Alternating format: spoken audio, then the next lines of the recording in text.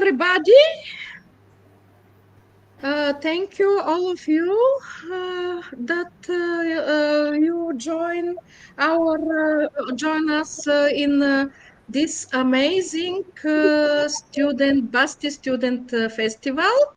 And at first, I want to present to all of you our moderators, Ivana, Ružica, and Zorica from Skopje. And before their duty as moderators, I want to invite Professor Andrej Demšar for a greeting speech. Thank you, Zlatina. So as a president of BASTE, it's my great pleasure to greet you all at this student BASTE festival. Well, BASTE is an organization which keeps textile knowledge in this region alive, which is very important these days because we forget about the importance of textile science and knowledge these days. And you students who will present your work today, you are the future of textile in this region. So I encourage you to do this also as you finish your studies and then when you will start to work in this field. The field of textiles is so beautiful because it gives us opportunity to work in so many different fields, from natural sciences to arts. So whatever you would like to do, you can do in the frame of this textile field. So I look forward to all presentations. But before I conclude, I would like to thank Zlatina and also Ilda for organizing and keeping this event alive. And so congratulations to both of you. And I also hope that we will do that also in the future. And now I look forward to all these presentations that we will hear today. And thank you very much, Andrej. Any other speech for a greeting speech for our Can I say young two colleagues? words? Yes. Ružica? Oh, hello, everyone. Yes. I just want to say a few sentences, nothing else, that it's my great pleasure to be here at the second BASTE Students Festival. And I think that this event is valuable opportunity for young researchers to present their work, to exchange ideas, and maybe build some new connections. I'm very glad that our institution, my institution, Faculty of Textile Technology, here has 2 PhD students. And so thank you, Antonia and Luca. And I just wish to all presenters, these young researchers, inspiring event and much success in your works in the future. Welcome and thank you very much. Thank you so much. And now is Ilda's turn.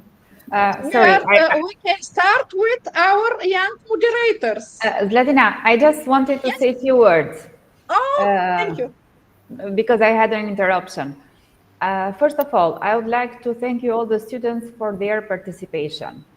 I would like to thank you all our colleagues that were the group that organized this activity. I was just behind of it. And thank you to all colleagues that have contributed to this event. And I would like to say to the students that you know that ChatGPT and artificial intelligence is all around us. And this artificial intelligence is substituting medicals, law, and but not creativity. But not creativity, but not textile engineering. So keep studying, being motivating. And this event is for making you aware of what is happening in Balkan, what opportunities you have to go and do a semester abroad and what you can do with your future. So I wish you success in this event and in your career. Thank you very much, Ilda and Ivana, Ružica, Zorica. Now it's your round.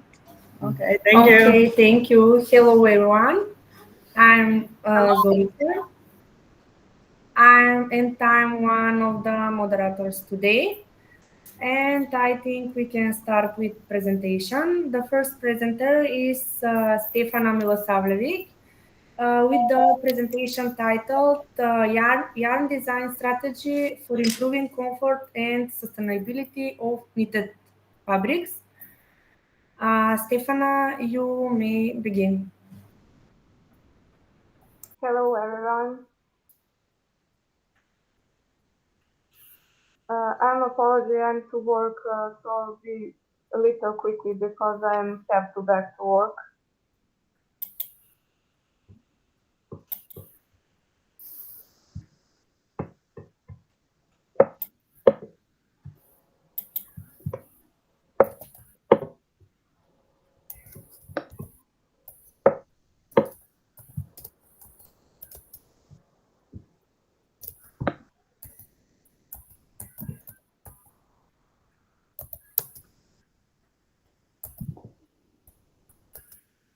Influence of yarn structure on liquid transfer properties of plain knitted fabrics.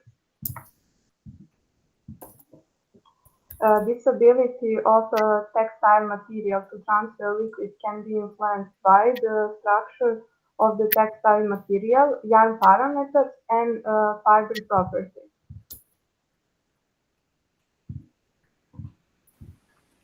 Within framework Sorry, this... Stefana, we cannot see all the slide.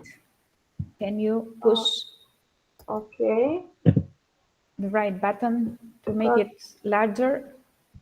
Just a second.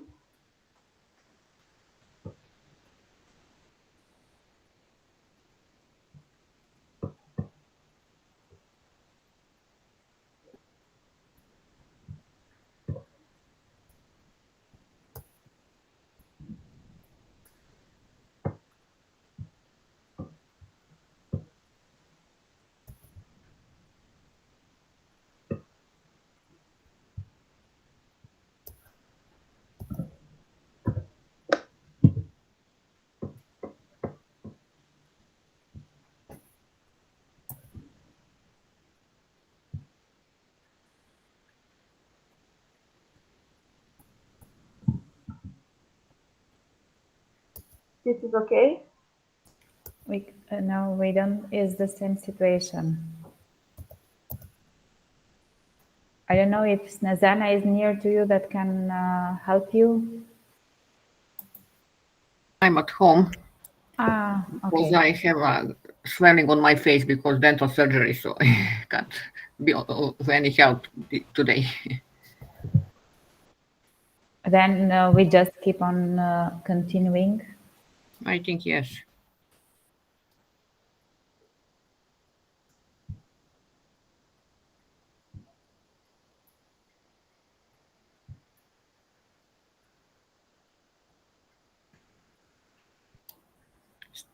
Stefana, can you continue?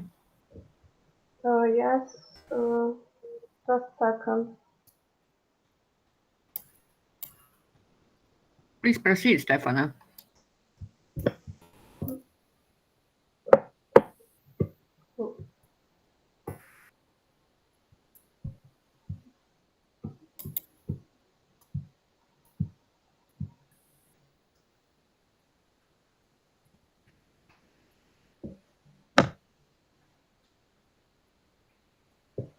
Okay. Within the framework, this research, straight plain vest knitted fabrics produced from free cotton yarns with the same liner linked to 15 packs and different widths of twists were examined. They were produced under control, considering a circular knitted machine, wet relax to relax this structure.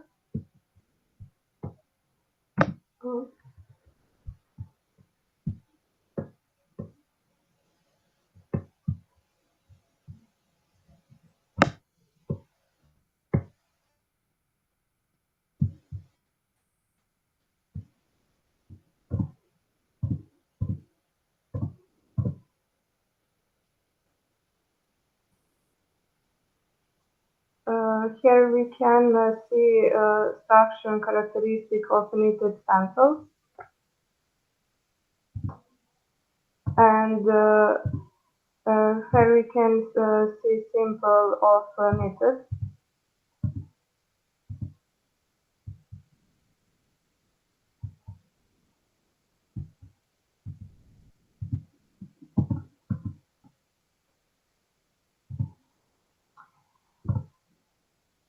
This study conducts a modified thermal water distribution test, varying the moisture content with the knitted fabric in 5% increase, starting from 30% down to the 0%. The water distribution test was conducting critical of both sides of the fabrics and each moisture content level.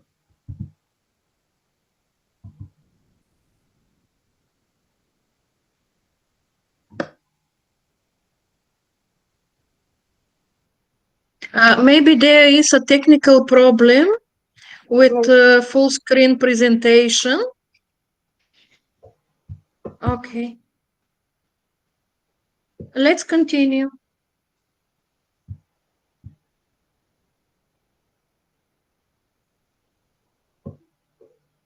Okay.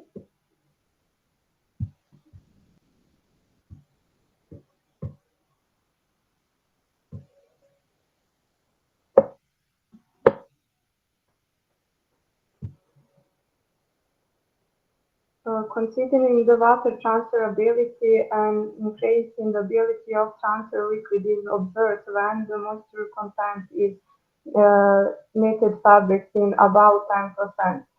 The first graphic shows the liquid transfer capability of knit with the least twisted yarn.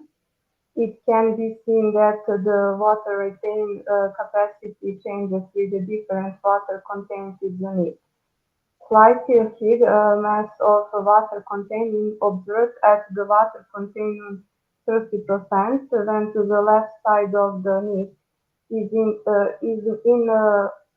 content with water. At an equilibrium water content, the mass of water retained is significantly higher than the transferring liquid from the face to the back.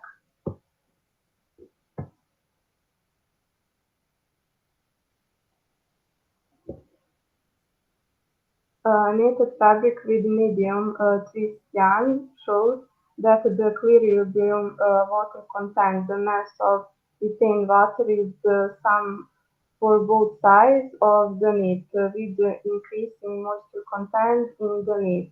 The left side of the knit, in addition to having lower water transfer capacity, also has a lower water retain capacity compared to right side of the knit.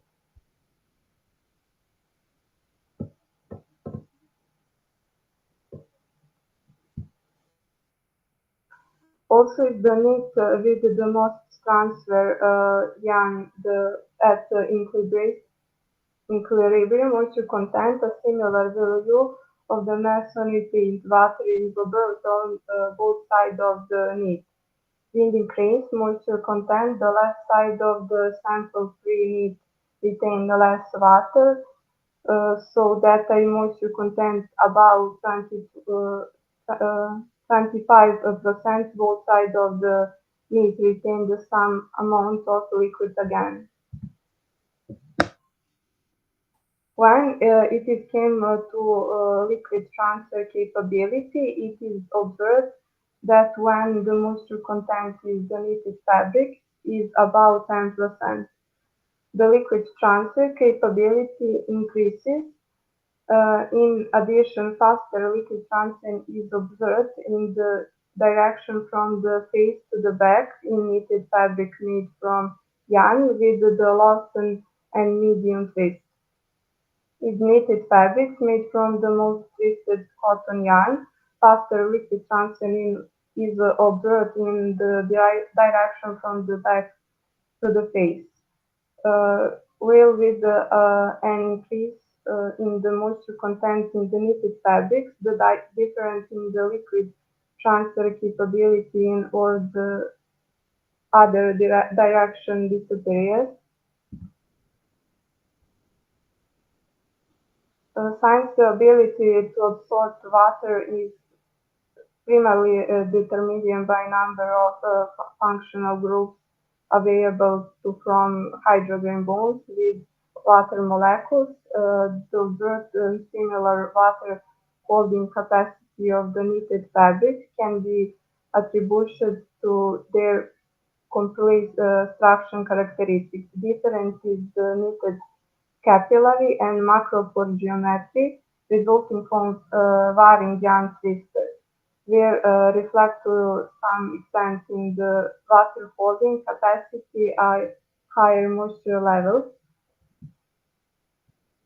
The difference between the knit it stands for capillary and macropore geometric, which resulting from the different twists of the yarn, where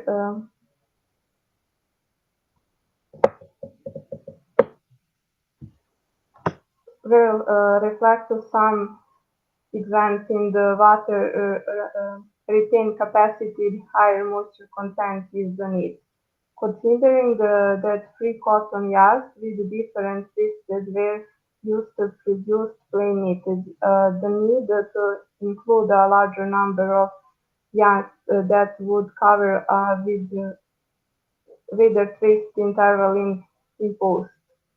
However, when can be generalized is the fact that varying the number of yarns twisted, which directly affect the geometric and distribution of the complex force system in the knit, can affect the liquid management properties.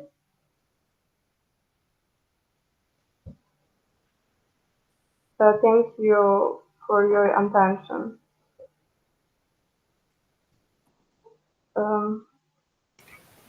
Thank you, Stefana, for the presentation. Thank you for you. Sorry, I have a long out now, and sorry, won't ability for the college this time. I have one question. Is the cotton yarn that you are using is from cotton that is spinned in Belgrade, or did you already bought it? I didn't got it, sorry.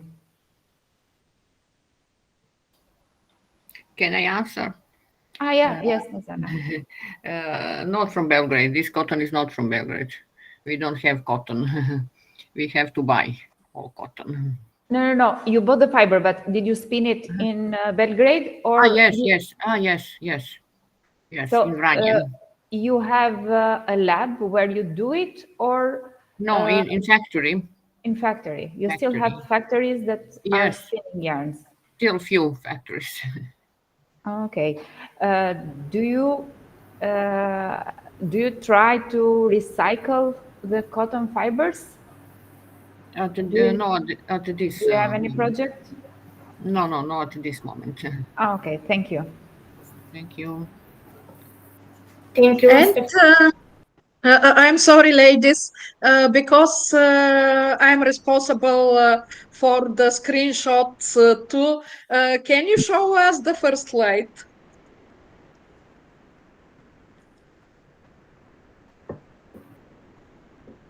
Okay, the second.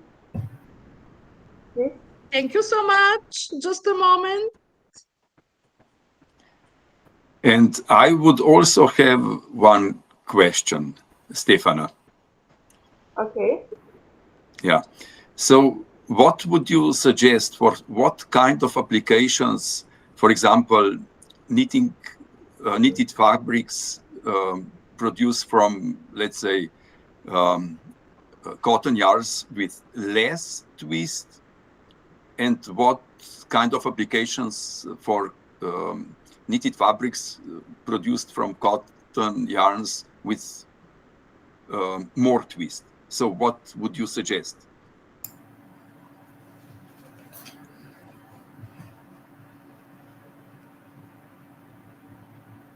Did you think about it? I little speak English. Stefan, jeste razumeli što pita profesor? Upotrebu Da. Najmanju predenu, zašto biste upotrebili najmanju predenu pređu, a za što najvišu predenu pređu? Da, to je pitanje.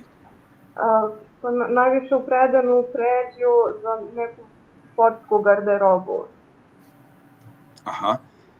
Možete to još na engleskom kazati da drugi čuju? Sport clothes.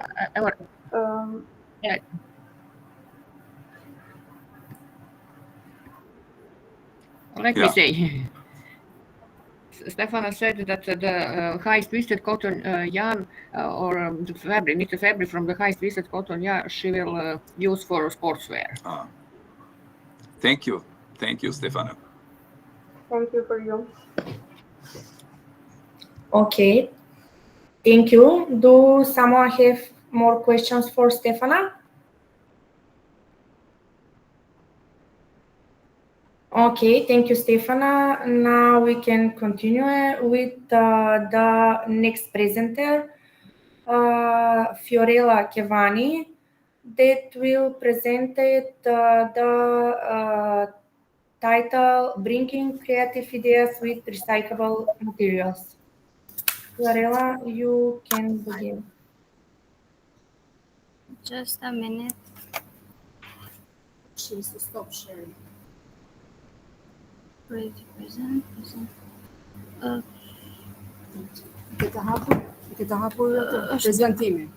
Stefana, can you stop sharing, please? Okay, the second.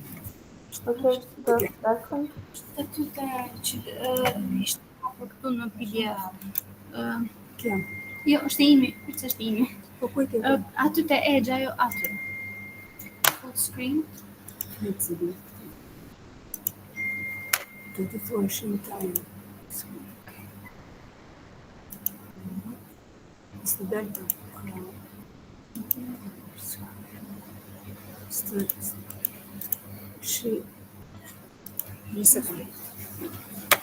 Sorry, we cannot share. Can you check, please? We don't have the option active to share. I think maybe it's a problem of the computer, Tatiana, because from my computer I can. Tatiana, you have this option. Okay.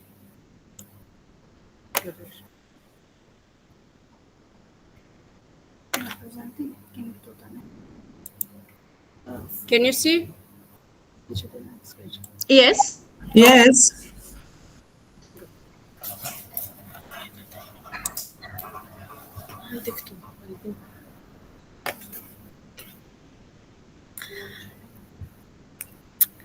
The tiles created from forgotten waste.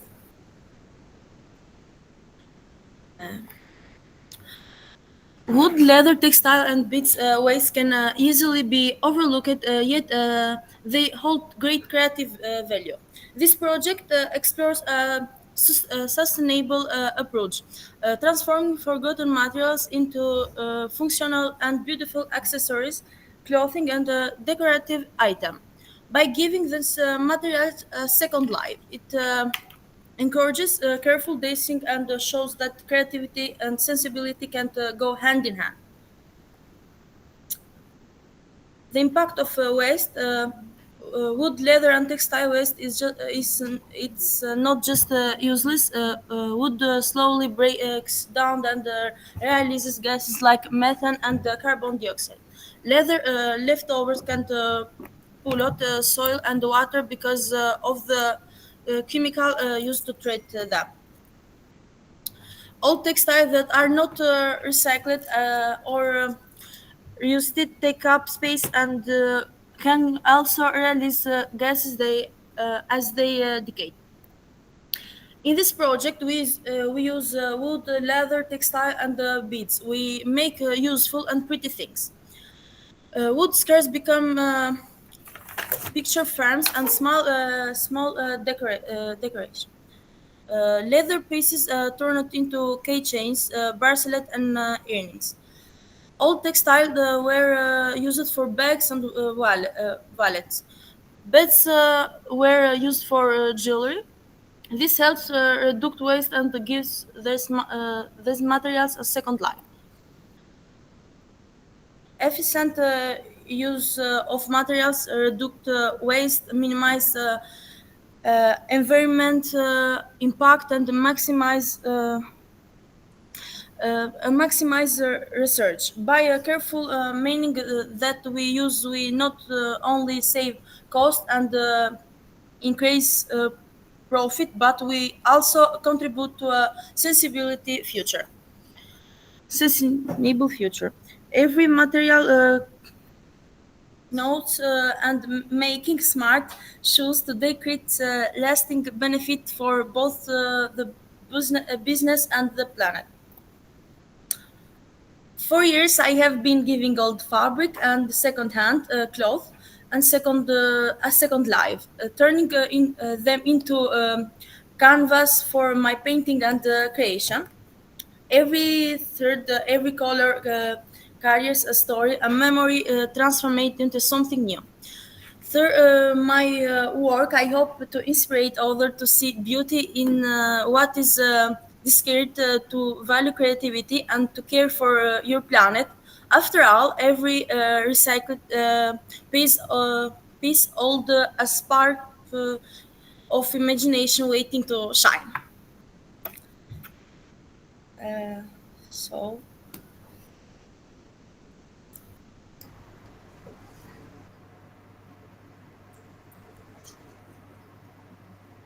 Okay. Thank you, Albina. Has anybody has any questions?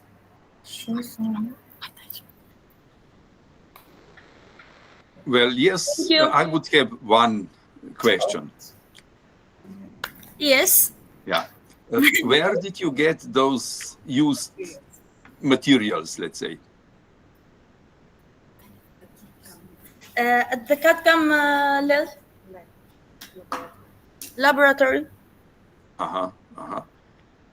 And perhaps did you think about what would happen with those products? Do you understand me? No. Okay. Which is the question? Your second topic. Okay. Yeah. Okay. You problem. Номер. Thank you. Just a second. Just a moment. Maybe she wants to say something, but she didn't understand the question. It was about the waste of materials that they can find in the laboratory of CAD/CAM for garments, footwear, leather. Thank you. So my further question was, did she think also about what would happen with these products at the end of their life? What she has to think about where we will end. Këtë qenë pas si mbarojmë përhyrën e dytë. Si janë gjëra artistike, si mund mbarojmë. But she thinks they will stay for long. Yeah, okay, okay. They will not be recycled anymore because they are produced only once. So yeah, okay. It's important that we think also about that. Yeah, thank you. She wants also to present something. My tote bag.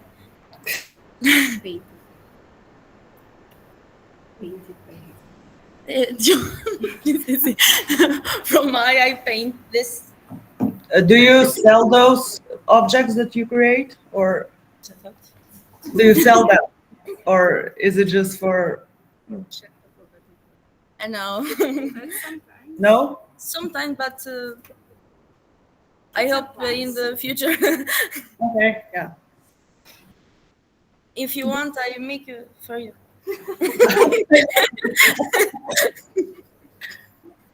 She can prepare a personalized tote bag for you because. Do you have like a website or something, or a website? Do you have website, or do you use like Instagram or Yes, Facebook? yes.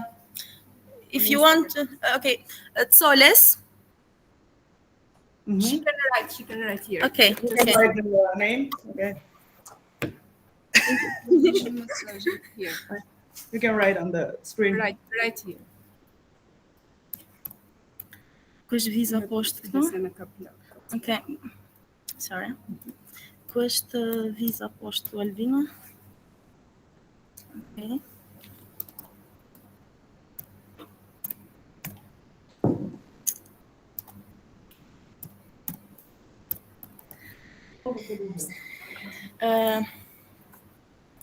Okay, thank you, Albina. So, does anybody have any? Albina is my friend. Oh, Fiorella. Fiorella. Okay, I'm Okay, thank reading you, the Fiorella. text here. Thank you too. Bye. Does anyone have any questions more? Okay, the next presenter is Antonia Petrov with the presentation titled Application of Infrared Thermography in Evaluating the Comfort of Knitted Structure for Sportwears. You can start. You can start, Antonia. You can share your screen. Hello, everyone. Do you see my screen? We see No, you. we see you. Just a second, please. Yeah, great. I think it will be good. Yeah. Do you see it now? Maybe you go out without full screen. Sometimes that is a problem. Maybe. Okay, now Okay, maybe. Yeah. Yes, Antonia, we see all. I will try. I will try just a second. At this moment, it was good with full screen. Yeah? Okay. Yes. Wait, please. Just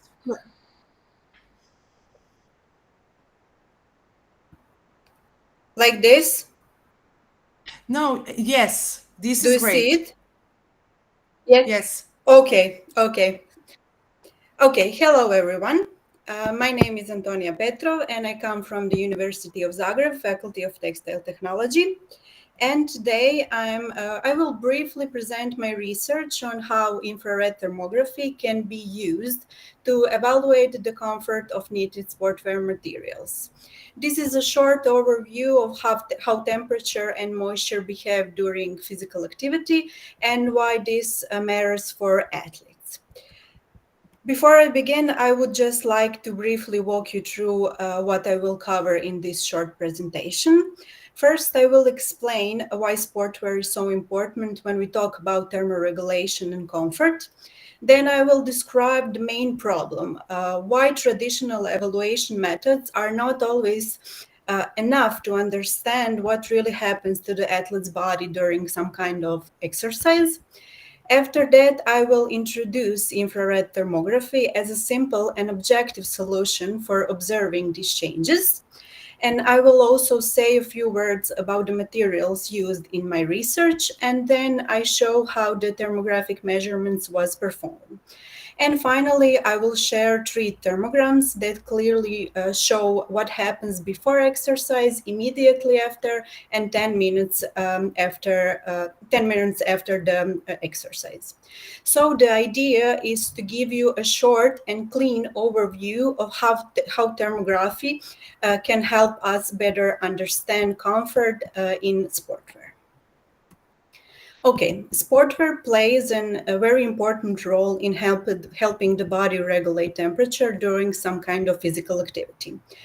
When we exercise, we need our clothes to absorb sweat quickly, to evaporate it efficiently, and to help us to stay dry as comfortable as possible.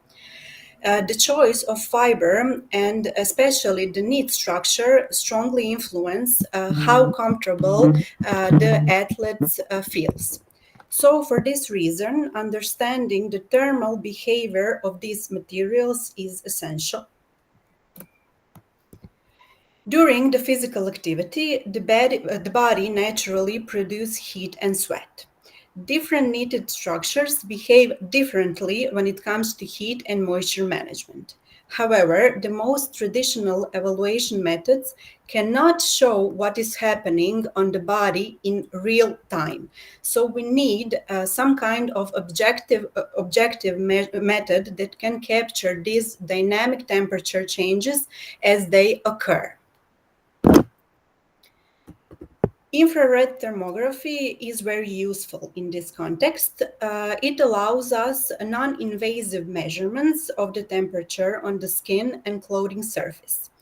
We can clearly see which zones are sweating the most and how the temperature change before, during, and after activity. It gives us a fast results, and it's very easy to interpret because we got color images called thermographs that visually show distribution of these temperatures. My research was conducted on polyester knitted fabrics, which are very commonly used in sportwear. The sample differ in properties such as mass, knitted structure, thickness, yarn finesses, and loop density. The main goal to understand how these structural parameters influence thermophysiological comfort during wear.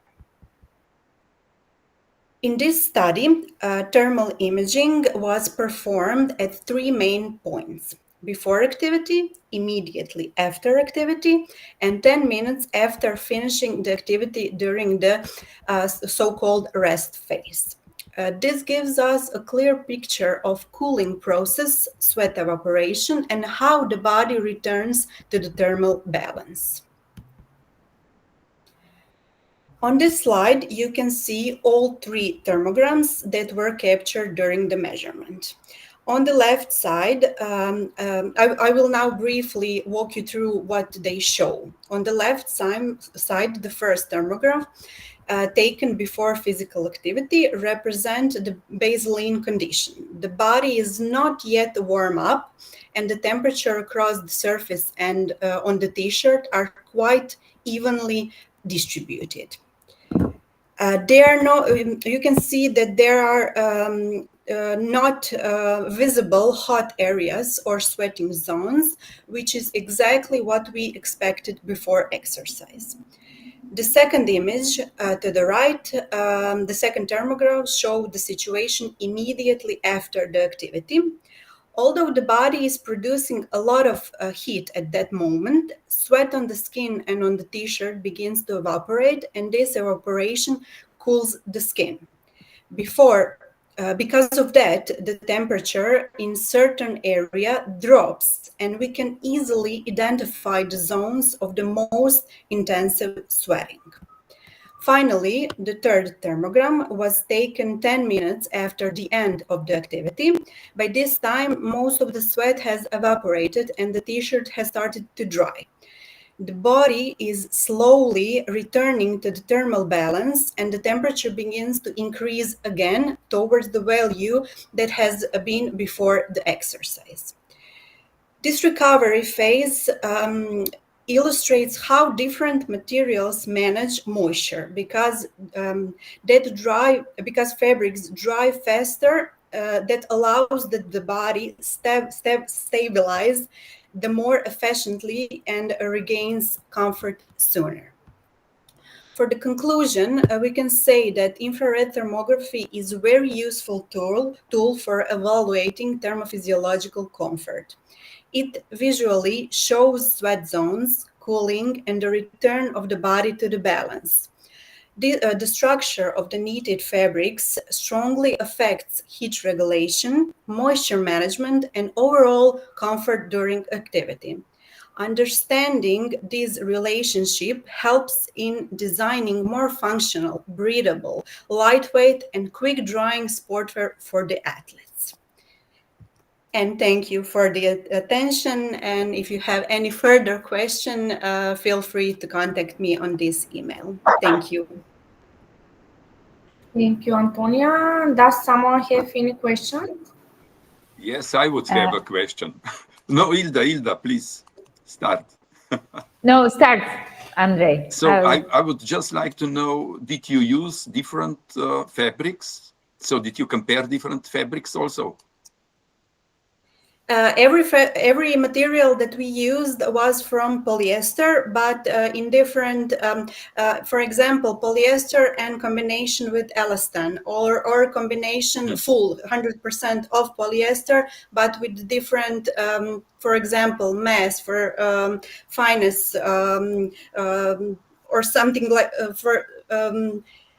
I'm sorry, different physical properties, but everything was from the polyester. I understand. So, but you did not present this here. You just presented the method. It's a short time to present every material that I use. Yes, okay.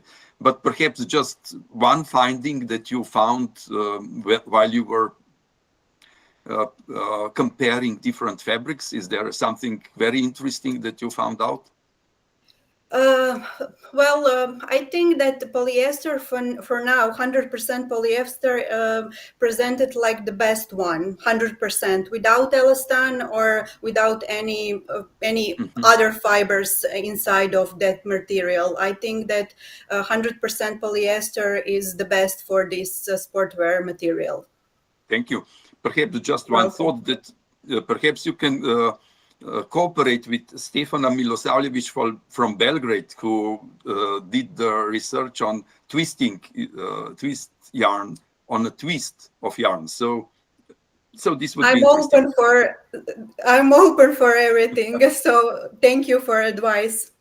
Yeah. Okay. Hilda. Yeah, as Andrei said, I also wanted to say that you girls can collaborate. So we were thinking the same suggestion. And I have a question. First of all, thank you very much for the very interesting presentation, Antonia. Regarding my question is, did you use the thermo camera that was shown in the presentation, the one that you can Yes. Yes, I used the infrared thermo camera Testo 872, that one that was in presentation. Yeah. As you are the generation of internet and apps, have you tried any app from your mobile that give you the opportunity to have these thermographic pictures? No, but I have a software that is connected to my camera, and every picture that I do, every zone that I do on my T-shirt, I do it with that software of camera. I didn't do anything with my mobile, just the software that I am connected with thermal camera. For now. Yeah, I would suggest you to also to try to do comparison with the apps that offer you this opportunity, just to see if there is any compatibility with them as well. Because, you know, your generation wants to make it more easy and just use the mobile for every possible application. Yeah, I know. I will try. Thank you for your kind advice. Thank you. Thank you, Antonia, for your beautiful presentation. The next is Albina Vaca with a presentation titled Redenim Fashion Reborn. Albina, you may start.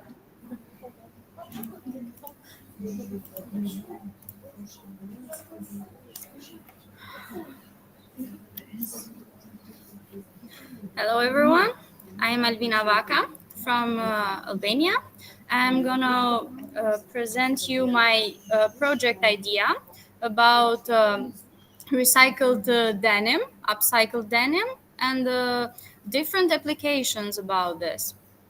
So, first, denim is one of the most iconic fabrics in fashion, symbolizing individuality and timelessness. We all have a pair of jeans in our wardrobes, so this is a common product. Despite its popularity, denim production contributes heavily global pollution and textile waste. This project includes a sustainable approach, giving discarded jeans a second life through creativity and innovation. The project focuses on transforming waste materials to valuable fashion pieces.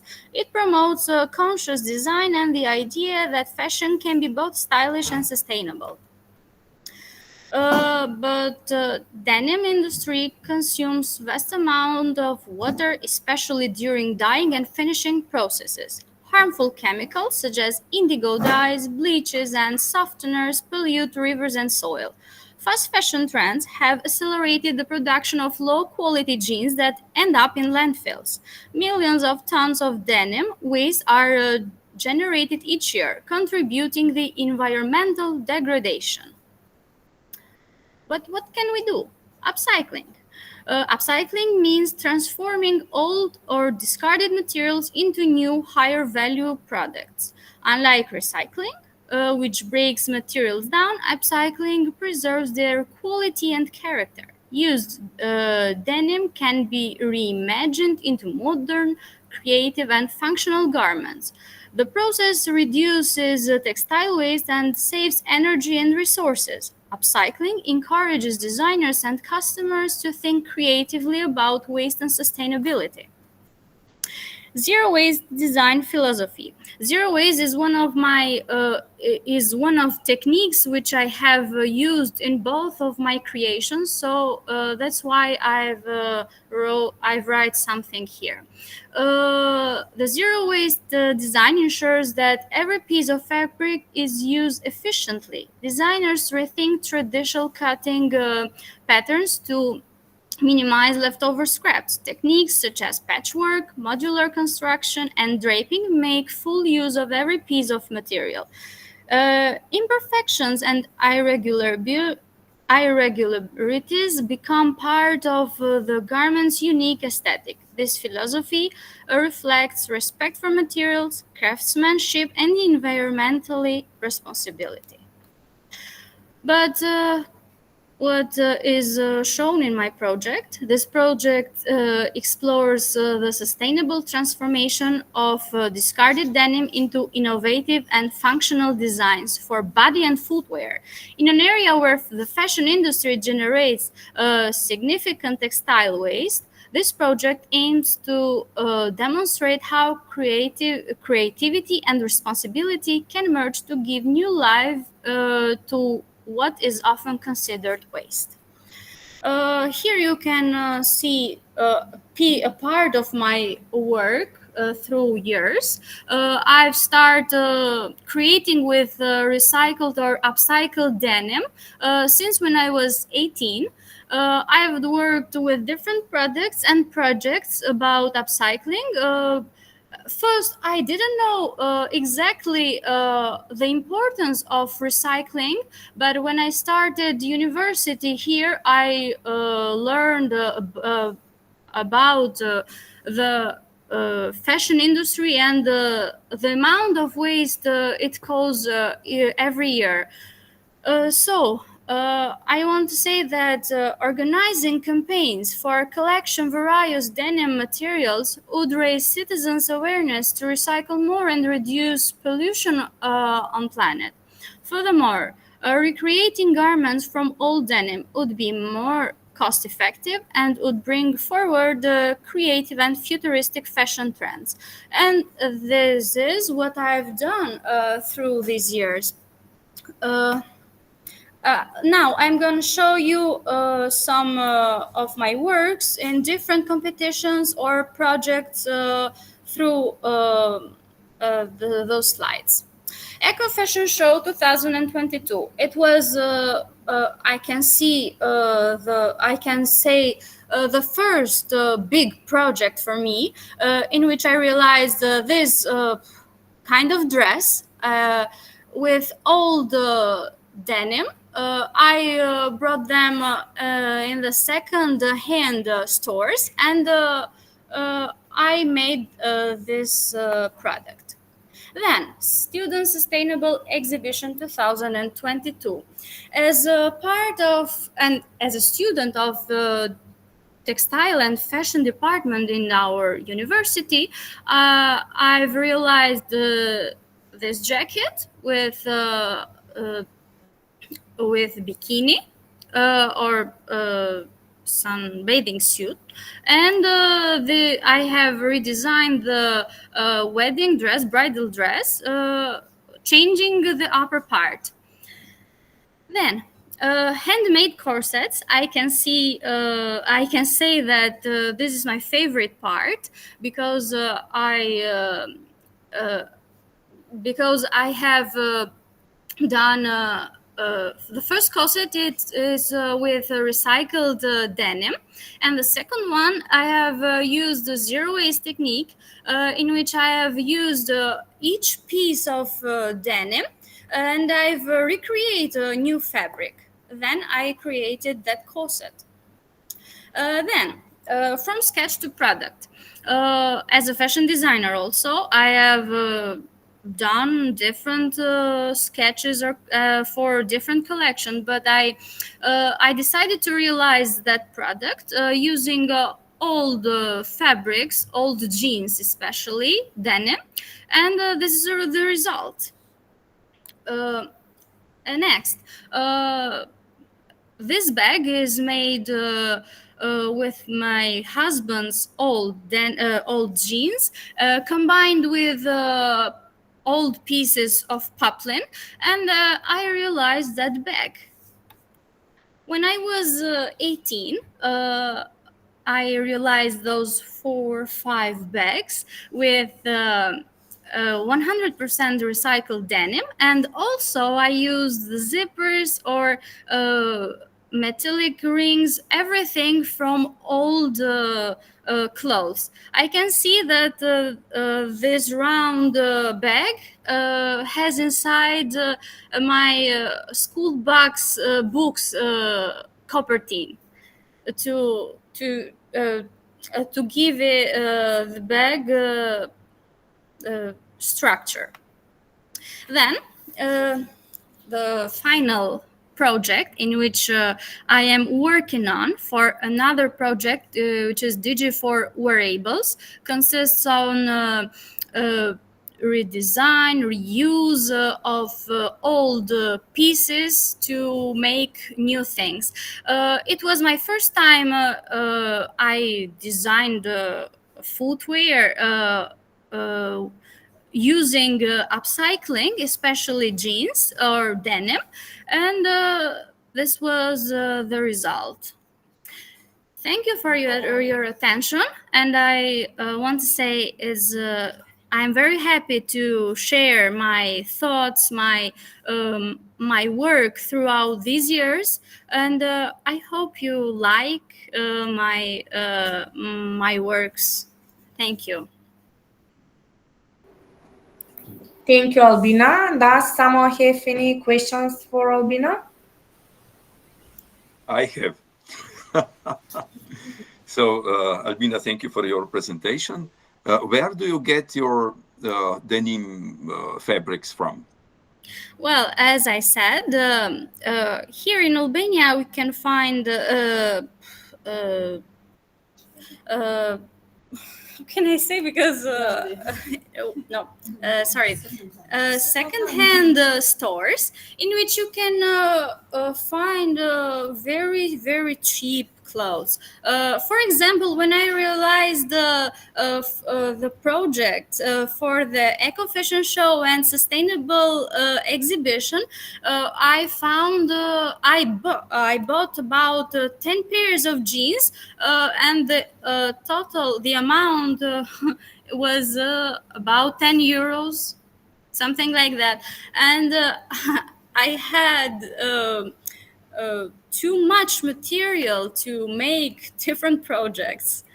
And that's why I've done a lot of things. And in my house, you can find different pieces of denim. For example, I collect pockets, zippers, everything from a pair of jeans. Thank you. And so, will you stay with denim all your life, or will you also change to some other materials and fabrics? Denim started as my own desire to create, because I am a fashion designer, so I make my own products with other materials. I use recycled materials such as pants or different old jackets, old t-shirts, to do new things. And I believe I can commercialize all these products. Why not? Do you already have any customers? With denim productions, I can say no. I have my own works, but if I work hard more, I can do for others, for other customers. I have a Instagram account in which I share my works, and where you can find only 2 corsets as a product to sell. But maybe in my plans, there are some bags in which I can work on and show there. And there are a lot of ideas, but there are no time to realize them.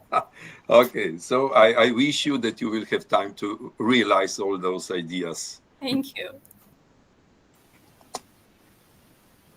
Okay, thank you, Albina. Does someone have more questions?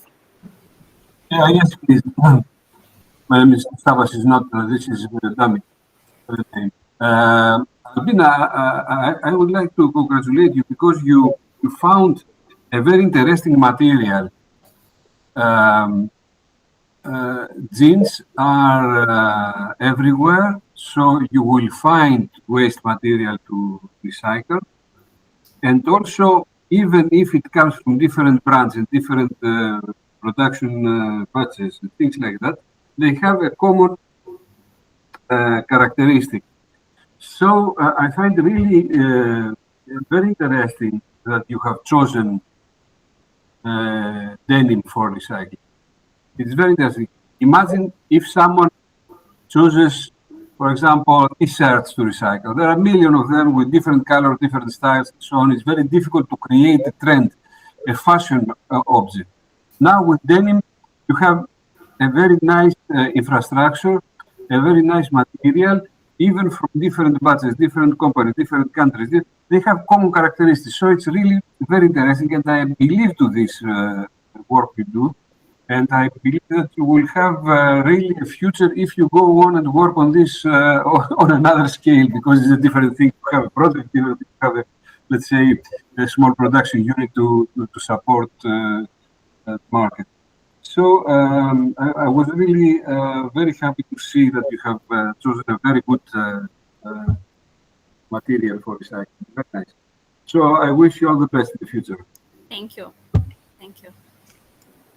Thank you, Bina. More questions? Yes, please. Albina, I congratulate you for the very nice presentation and also for the very nice work that you have presented here. Thank you. First, I would like to suggest you, because you mentioned that you find the jeans as a material for your designs in second-hand shops. What I would suggest you is that profit from being a student at Polytechnic University and try to ask, I don't know, to write posters to put somewhere in the buildings and ask for those jeans which people normally throw away because they are ruined, and you can get it as material for your projects. And my question is that you have showed us from clothes to accessories, and the last project that you have is shoe. So my question is, as you have tried all of these products, which one do you like more? Which, as I said, corsets are in my heart.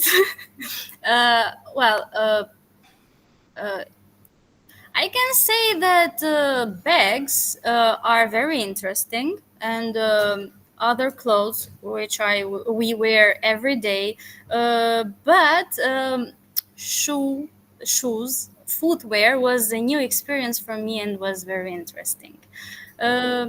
So I cannot decide something or this or that. I don't know, maybe another time you can ask me. Thank you very much. I wish you success. Thank you. Thank you, Albina. More questions, or it's enough for now? Albina, can you just write your Instagram account in the chat so everyone can see and check it? Okay, thank you. Next, we have Luka Savic with the presentation titled 3D Printing in the Textile Industry. Luka, are you here?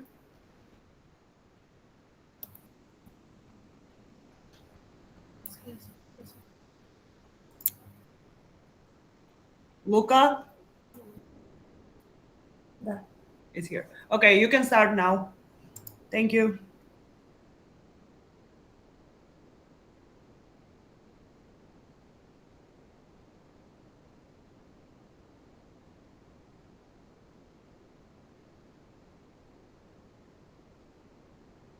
My microphone is not working correctly, but can you hear me now? Yes, we can. Yes. I'm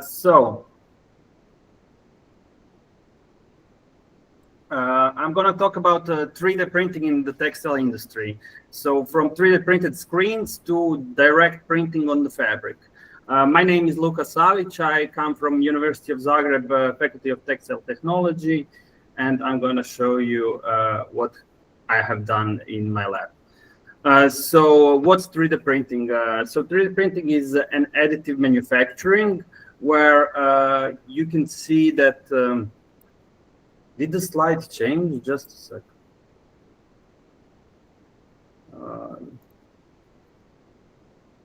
Okay. Is the slide changing? No, it's not. Can you turn on like slideshow? Can you put on the slideshow? I'll try again. Just a sec. Yeah. Okay, just a sec. Let me check. Okay.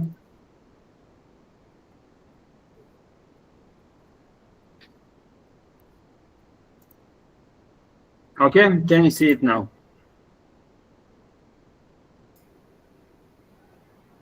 Can you see the slide? We can see the slide, yeah, but can you put on the slideshow or? Yeah, just a second. Okay. Okay. Yes, now it's okay. Thank you. Perfect. Okay, sorry. So 3D printing in the textile industry, from 3D printed screens to direct printing on the fabric.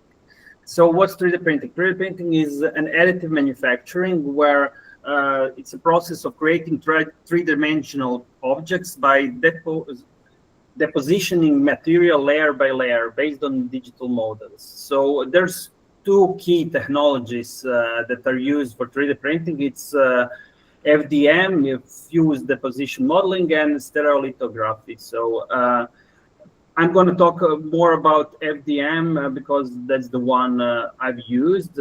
So here's some like a timeline of the history of evolution of 3D printing in the textile. So let's say the birth is around 80s for 3D printing manufacturing like SLA and FDM.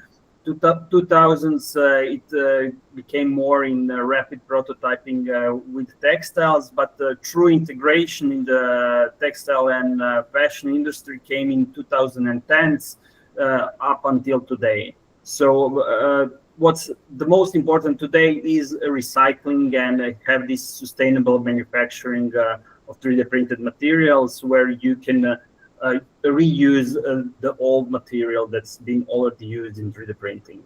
So here's some current application in textiles. So here are some dresses that are multifunctional that can, like the spider dress on the left bottom side of the picture, where she can open this spider wings on her dress, to this green dress, which you see on the right side.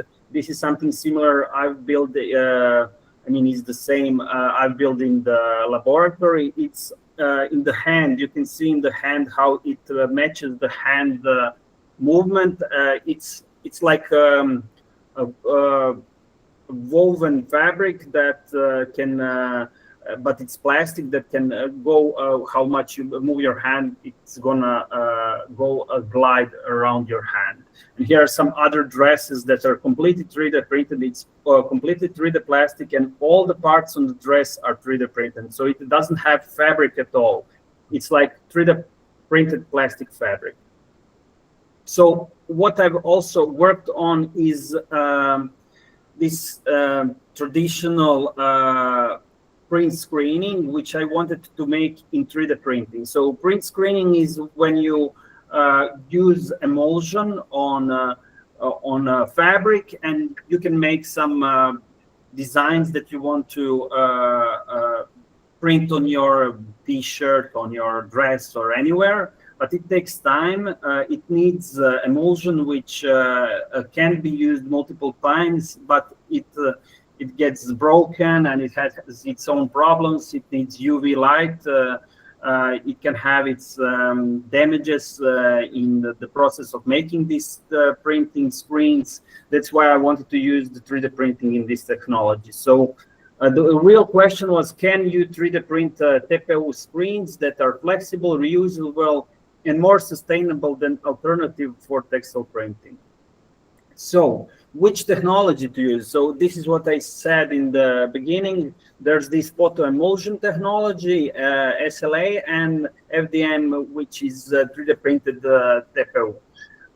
So I've used this other technology because I can say it's more reusable when you have too much material, and when you have waste, you can then again make a filament out of it, and it can be sustainable. Preparation time is shorter, and material waste can be almost zero if you use the material again. So which material I've used? I've used TPU because it's very flexible, it's resilient, it can withstand deformations, and it can comfortably attach itself. It can adhere to the textile surface. So this is what I wanted, because then you can have a better printed stuff on your textile materials. So for the software, I've used Blender, Tinkercad, and Pura. So for modeling, Blender and Tinkercad. If you haven't used, try just Googling Tinkercad to see how it works. It's really user-friendly, and you can do a lot of stuff with it. So which 3D printer I've used?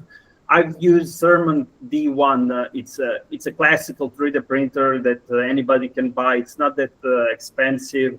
You can buy it up to 300, 400 euros. So it's very cheap, and you can do a lot of stuff with it. What's good? It's closed. And here are some parameters that I've used. So it's TPU that has 1.75 millimeters nozzle.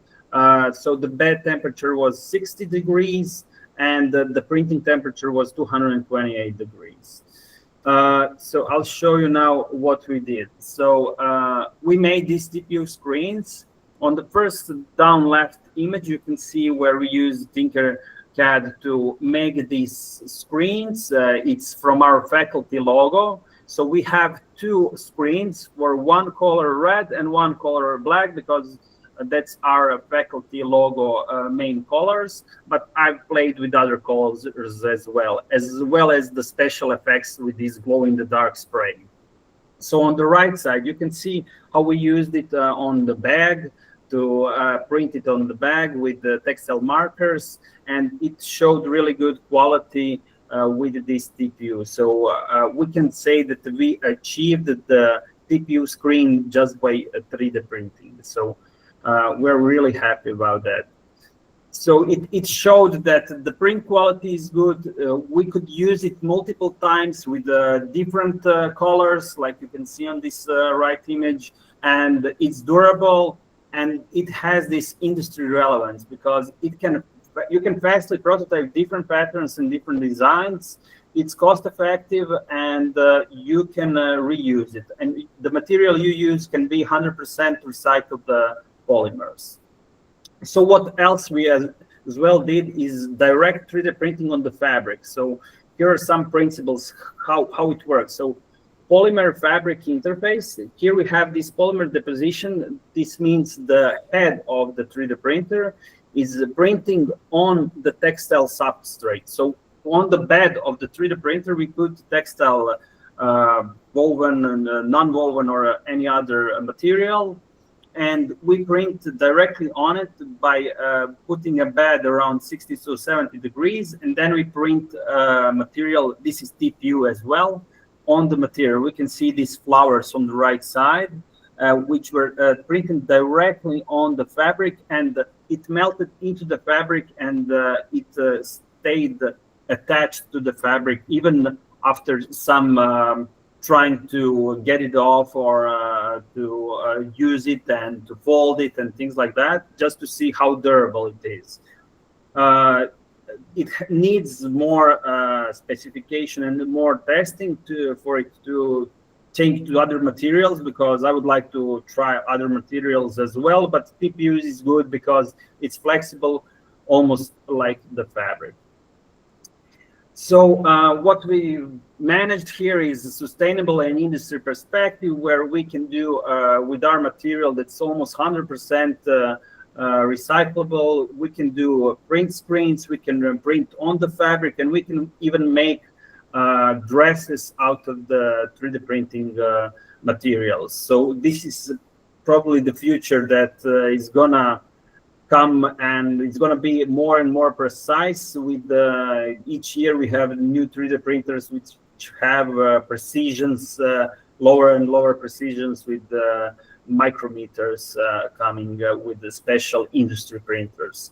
So why 3D printing is good as well, it doesn't need chemical usage. It's just melting the polymer. So only the fumes of the polymer can be toxic, but usually it's done with the printers that are enclosed, so there's no problem with that.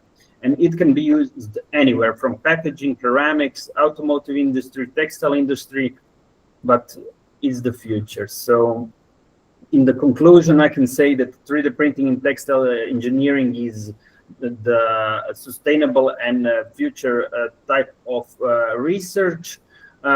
There are direct 3D printing capabilities that we can do. We have these screen benefits of TPU that I showed here, and I can say that it's a sustainable manufacturing of future materials.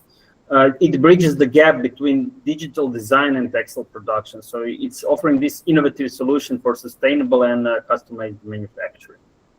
So thank you, and try 3D printing your ideas yourself. Here are some ideas for, like, the cat that couldn't walk. They printed these legs, and to violin, to lawnmower, to boat, and and this hand brace that help regrow the bones in the hand. And here's a lizard for the end. Thank you very much. It was a minute. Thank you, Luca. Do we have any questions? I would like to ask one. Sure. Aside from TPU, did you use any other type of filament? Yes, I've used the PLA, I've used the PATG, and TPU. I've used different stiffness of material. There's TPU 95, TPU 85, and so on. Yeah. Did you have any issues with TPU printing while printing? Because yes, when definitely, I've had TPU issues. So the issue with TPU is because it's really it's easily handled, and it's really flexible. So when it prints, it can leave like tiny filaments behind, which you need more like after the printing, you need to fix the material. So I have a mask here. I'll show you. So I've printed this mask recently for one PlayStation project, and the problem is when you print things like this with TPU, it leaves these filaments which you have to clean up after. So it's not the easiest. I would say that PATG is the best to have the clean product at the end of 3D printing. So is TPU the best for for screen printing, or have you tried PLA because PLA is biodegradable? I've tried both. So I've tried PATG and TPU. I would say that it's not the best because sometimes it's too flexible. So, and this flexibility can, at screen printing, it can move the screen print, and then it can move your the logo. Let's say our logo, it can move it, and the print is not that clean. It doesn't have these sharp edges. If you use some rigid material, the edges are going to be more sharper. Okay, thank you. Any other questions? I would have one question. Sure. Yeah. So regarding those 3D structures that you printed on the fabric, okay, what is the durability of those 3D structures on the fabric? So how long does this That's last? a good question. Yeah. So what's the problem with the printing on fabrics? So fabrics have these small like fibers that are pulling out. Let's say for cotton has little ones, wool has bigger ones, and materials like polyester has the least of the fibers that are sticking out.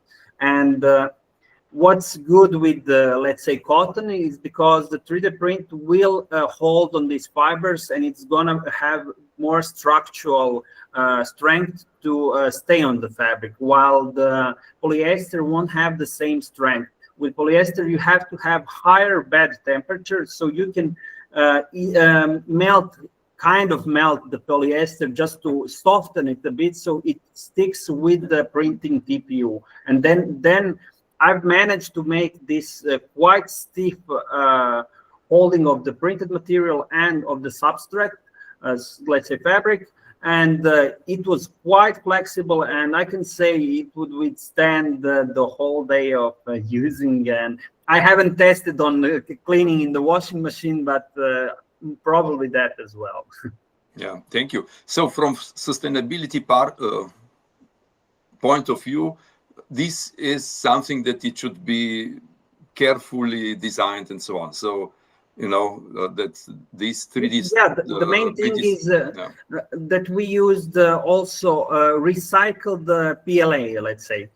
So it's 100% recycled PLA. So it's material that's already been used in some kind of product. Then it was melted into the filament again, and then used again. So it's 100% melted back to the new material. So something like that we are using, aluminium, which we 100% recycled. This is the same thing. But the problem is with the recycling of polymers again. When we mechanically recycle them like this, they have lower strength. Each time the strength of the material and of the polymer inside is lowered. Thank you, Luca. No problem. I have also some comments or questions. Yes. Sure. You have answered partially to these questions. Okay. The first point was the adhesion issues if it's stays on the textile fabric. So it depends on the surface characteristics, you said. Yes. Yes. So we have to take this in account. The second point was the danger of melting the textile material if you use high temperature. But you said that sometimes we like this local melting because it helps to the adhesion of the of the 3D printed pattern. So it is a matter of engineering there, and it has a lot of interest, the control of the conditions. And I was, because of professional, interest, I was thinking that it could be a nice method to print conductive paths. So in order to serve some applications.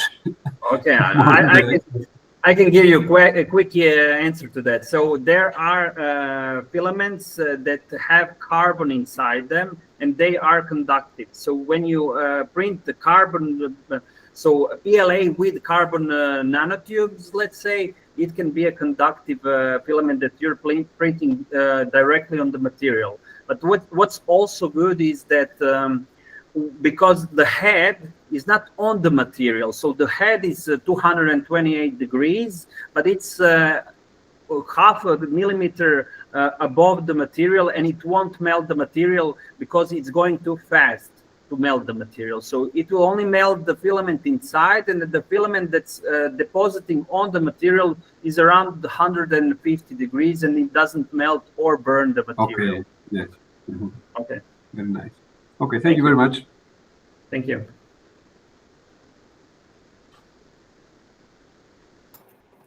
Thank you, everyone. We can proceed with the next presentation. I would like to invite our student, Sara Lukic, to share their presentation about the study of greenwashing in global fashion brands.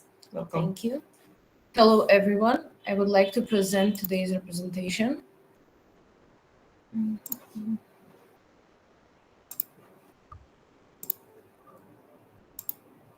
Can you see the presentation?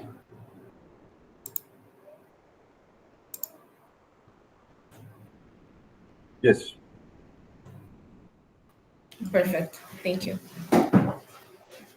So I'm Sara Lukic, a student at the Faculty of Technology and Metallurgy in Skopje, Macedonia, part of the University of St. Kirill Methodius. Today, I will be discussing the topic of the illusion of sustainability, a study of greenwashing in global fashion brands. We will cover the subject of sustainable fashion, public relations and greenwashing, and the case studies of H&M, Zara, Uniqlo, and Marks & Spencer. Fashion today represents a global industry that strongly influences social trends in the economy, but also contributes to the environmental pollution. As awareness of this problem grows, sustainable fashion emerges as a movement opposing fast fashion. Sustainable fashion promotes controlled production, ethical labor, and ecological materials. Many brands claim to be sustainable, but instead of real transformation, they invest in marketing that only creates the illusion of sustainability. Sustainable fashion consists of key principles such as ethical production, weighing on fair wages, safe working conditions, and respect for workers' rights. Eco-friendly materials, which means using organic fabrics, recycled fibers, and biodegradable textiles. Reduced footprint, lowering the energy and water use, renewable sources, and fewer emissions while producing. Circular economy, which means to reuse, repair, recycle, and implement second-hand fashion systems. And transparency, public sustainability reports, and traceable supply chains. However, sustainable fashion is much easily presented rather than actually achieved. To do this, we have to revert to the 4 P's of marketing: product, price, place, and promotion. As tools of promotion, we have advertising, promotional channels, public relations, and discount strategies. To implement public relations and greenwashing means to focus on building and maintaining a positive brand image through communication with the public. In fashion, this is achieved through influencer partnerships, campaigns, and social responsibility messages, while PR shapes the brand's narrative.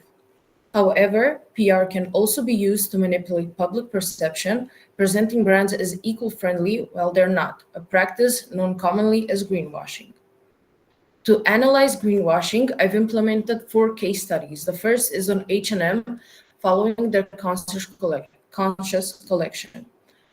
Marketed as part of H&M's move towards a sustainable future, products were labeled conscious until 2022, when regulators found these claims unsubstantiated. Now replaced with green tags, often supported by vague terms like organic cotton or recycled polyester without clear data. We can see the labels that are no longer in use, the first picture on the left, and the labels which are currently in use, the second picture on the right.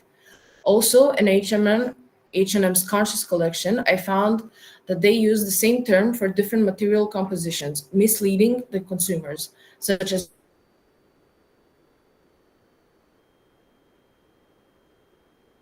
linen blend blouse containing 50% linen, which is an accurate representation, or linen blend trousers containing 30% linen, a misleading labeling. The second case study is performed on Zara's Joy Life initiative, promoting sustainable materials and responsible processes. Marketing focuses on natural landscapes and minimalist visuals. However, less than 50% of Zara's production follows these principles, and there's no full certification transparency. On the left, we can see the composition of a so-called wool top containing 32% wool. A misleading label, once again, also a fiber which is not entirely biodegradable, as the rest is synthetic. On the right, we can see the composition of a lyocell cotton shirt, which is precisely labeled, as it is also fully biodegradable and sustainable. Precisely this selective transparency damages the brand's credibility and trust among its consumers. We can follow into the case study of Uniqlo's Lifewear, which combines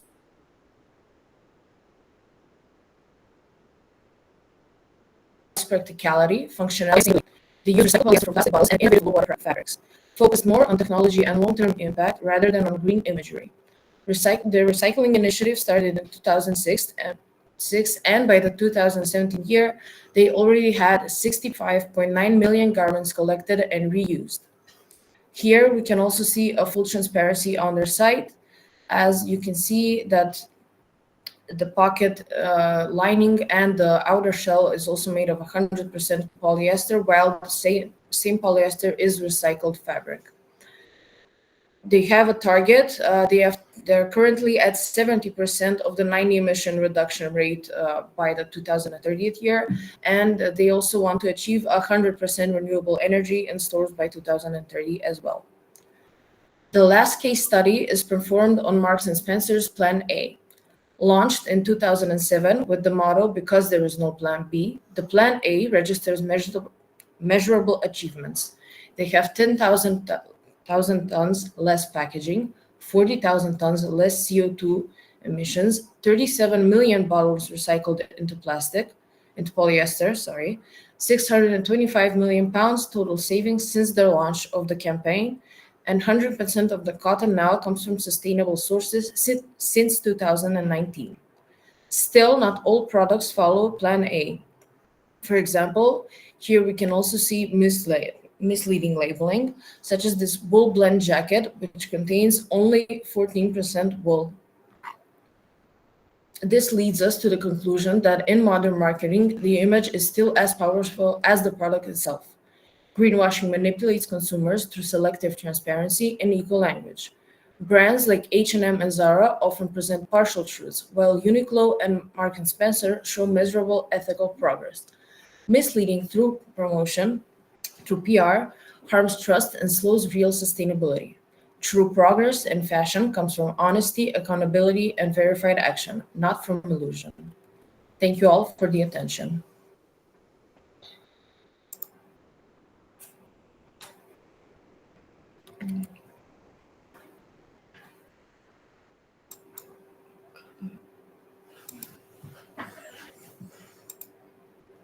Thank you, Sarah.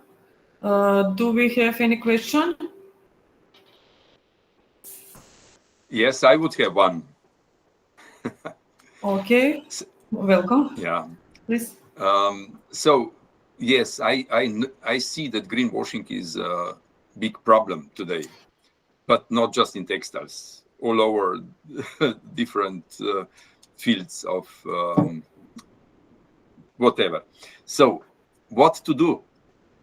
What you suggest? What to do? While it is challenging to change the whole field of fashion into sustainable fashion, I believe that there should be at least some kind of punishment for greenwashing. For example, when it's proven in cases like the one I studied, there should be a fine. I believe that monetary value comes first, which is why they perform greenwashing, so it should be punished the same way.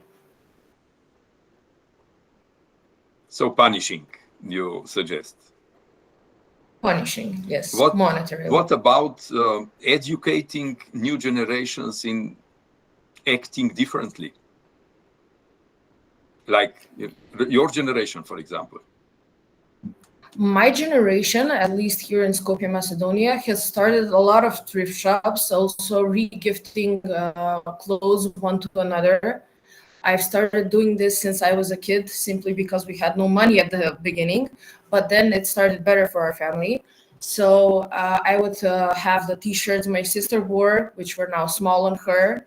And then after I was done wearing them, if they were still intact, I would give them to other friends or nephews and such in the family. So my generation, I believe, is doing the hard work in promoting sustainable fashion through thrift shops, through secondhand clothing, through mending their own clothes, through reusing their already washed out denims to make maybe purses out of them and other damaged clothing. Super. And I keep fingers crossed that you will be very, very successful. So I'm in your generation. Thank you so much. Thank you. Anyone else? If not, we can proceed with the next. Just a small comment. You have detected that some brands, they don't follow really rational, let's say, information documentation in their products. And this is not good. I was thinking, what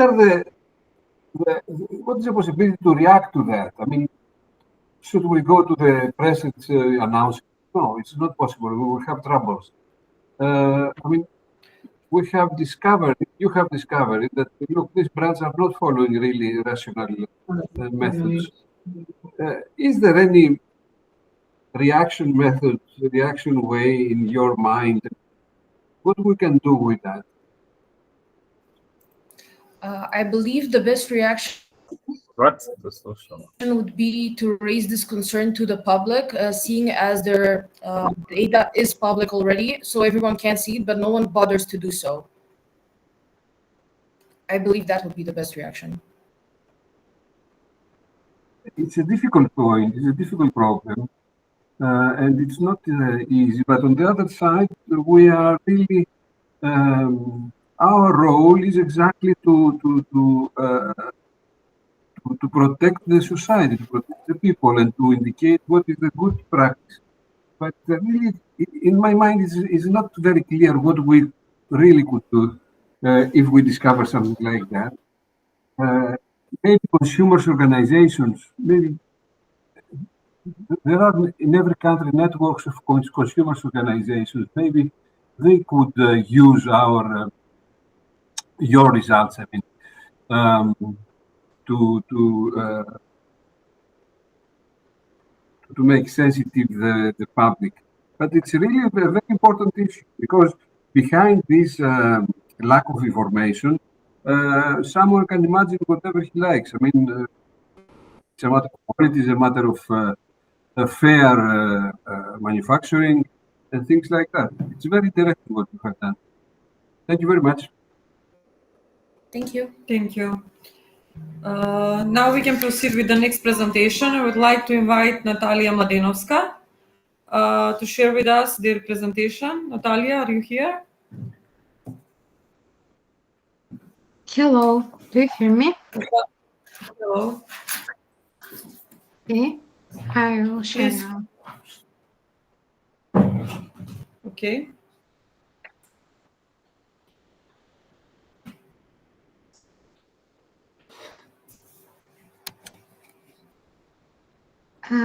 Do you see my presentation?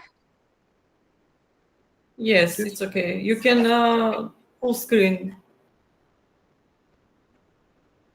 Okay.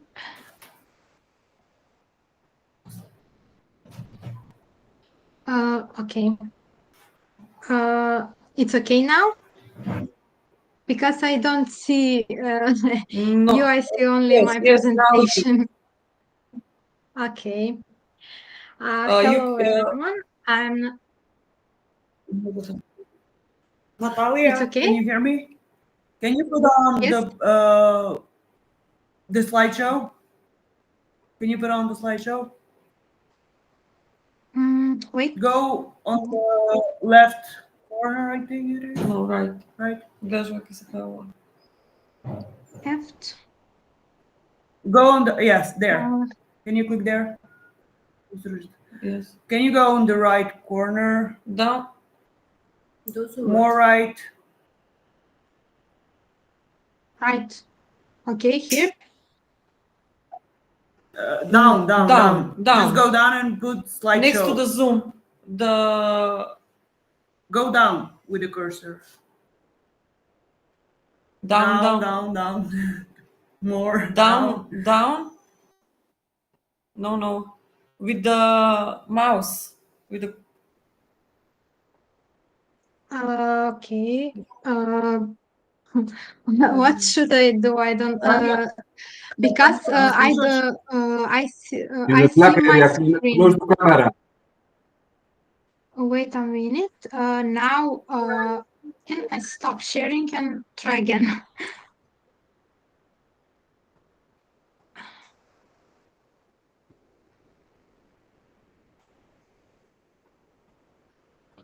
I click entire screen when I start sharing and share.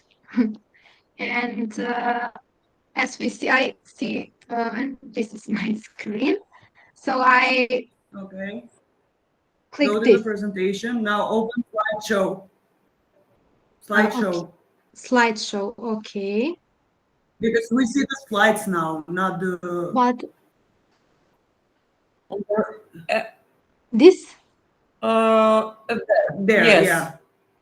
Okay. Now Okay. it's good. Thank you. Thank you. Yes. Okay.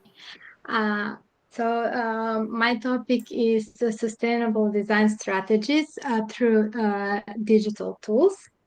I also came from Faculty of Technology and Metallurgy in Skopje. And today I go through digital design tools and present open art platform, also some feeders of Cloud 3D. And can we start? So as we know, traditional fashion uses physical prototyping, multiple sample iteration, and trial and error production. Which leads to extra textile waste, high energy consumption, and increased carbon emissions from transport and production. And after all, there's no guarantee that all that garments will be sold. On the other hand, digital tools can transform the fashion industry by enabling a more sustainable design workflow. They allow designers to visualize ideas and concept digitally. Possibility to test patterns, textures, and garments fit virtually, and collect early feedback that designer can optimize design before production.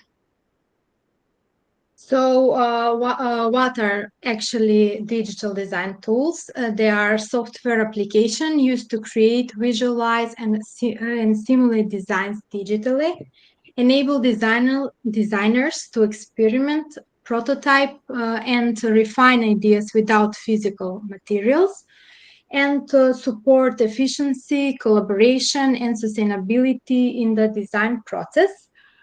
Um, the design tools like OpenArt, Clo3D, Adobe Illustrator, Photoshop, Browseware are now commonly used in fashion industry. So today I will present OpenArt.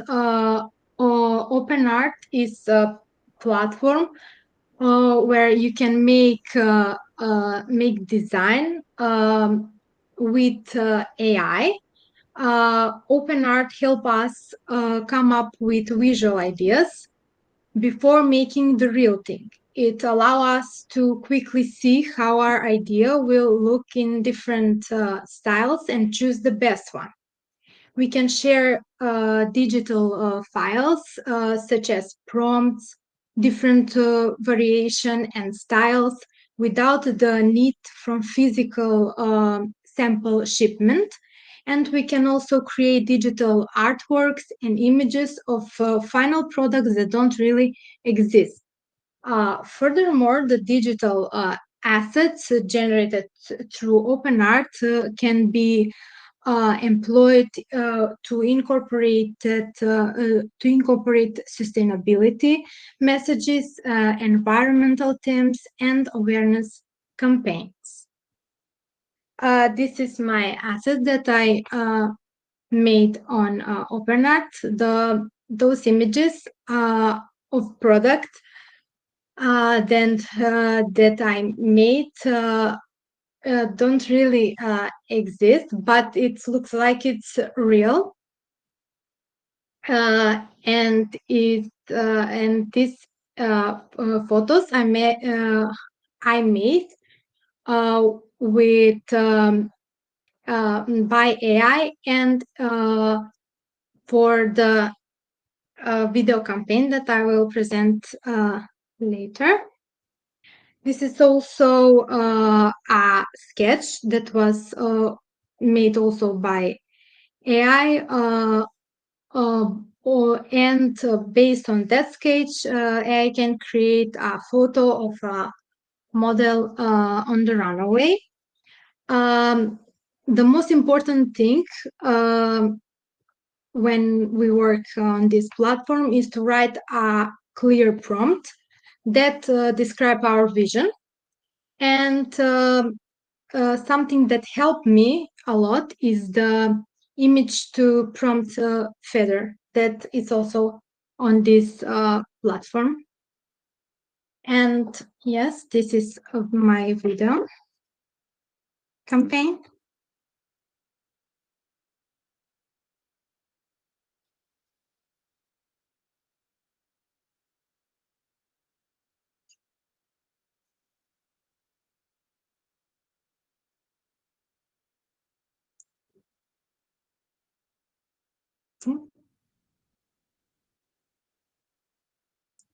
And when the idea is defined, then Clo3D can help us with realization.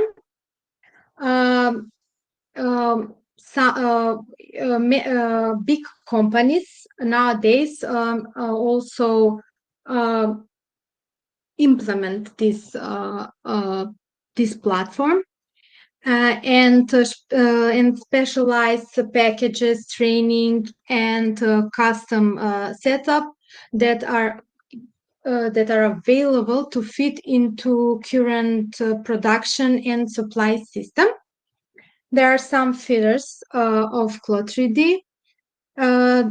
Fabric can be recreated digitally to show how they hang, stretch, feel heavy or light, and behave like real materials. They can upload or make simple drawing of clothing patterns and see them appear instantly as 3D outfit on virtual models. Those patterns can be changed easily, and the 3D look updates right away. The software also offers tools for managing digital files, working with the teams, and connecting different steps in the clothing design process. Overall, the incorporation of digital tools into fashion workflow not only faster increase creativity and operational efficiency, but also advance sustainability objectives by reducing waste, conserving resources, and promoting environmentally responsible design practices. Nowadays, it's so challenging for us to implement sustainability, even though it's easier than ever before to find useful information to help the environment. Digital design tools make finding solutions simpler and faster. Using those tools can reduce the amount of materials and energy we use, and we can work remotely to reduce shipping and travel. Getting feedback early about our designs allow us to make product better, more quickly, and to create and test new ideas faster. Thank you for your attention.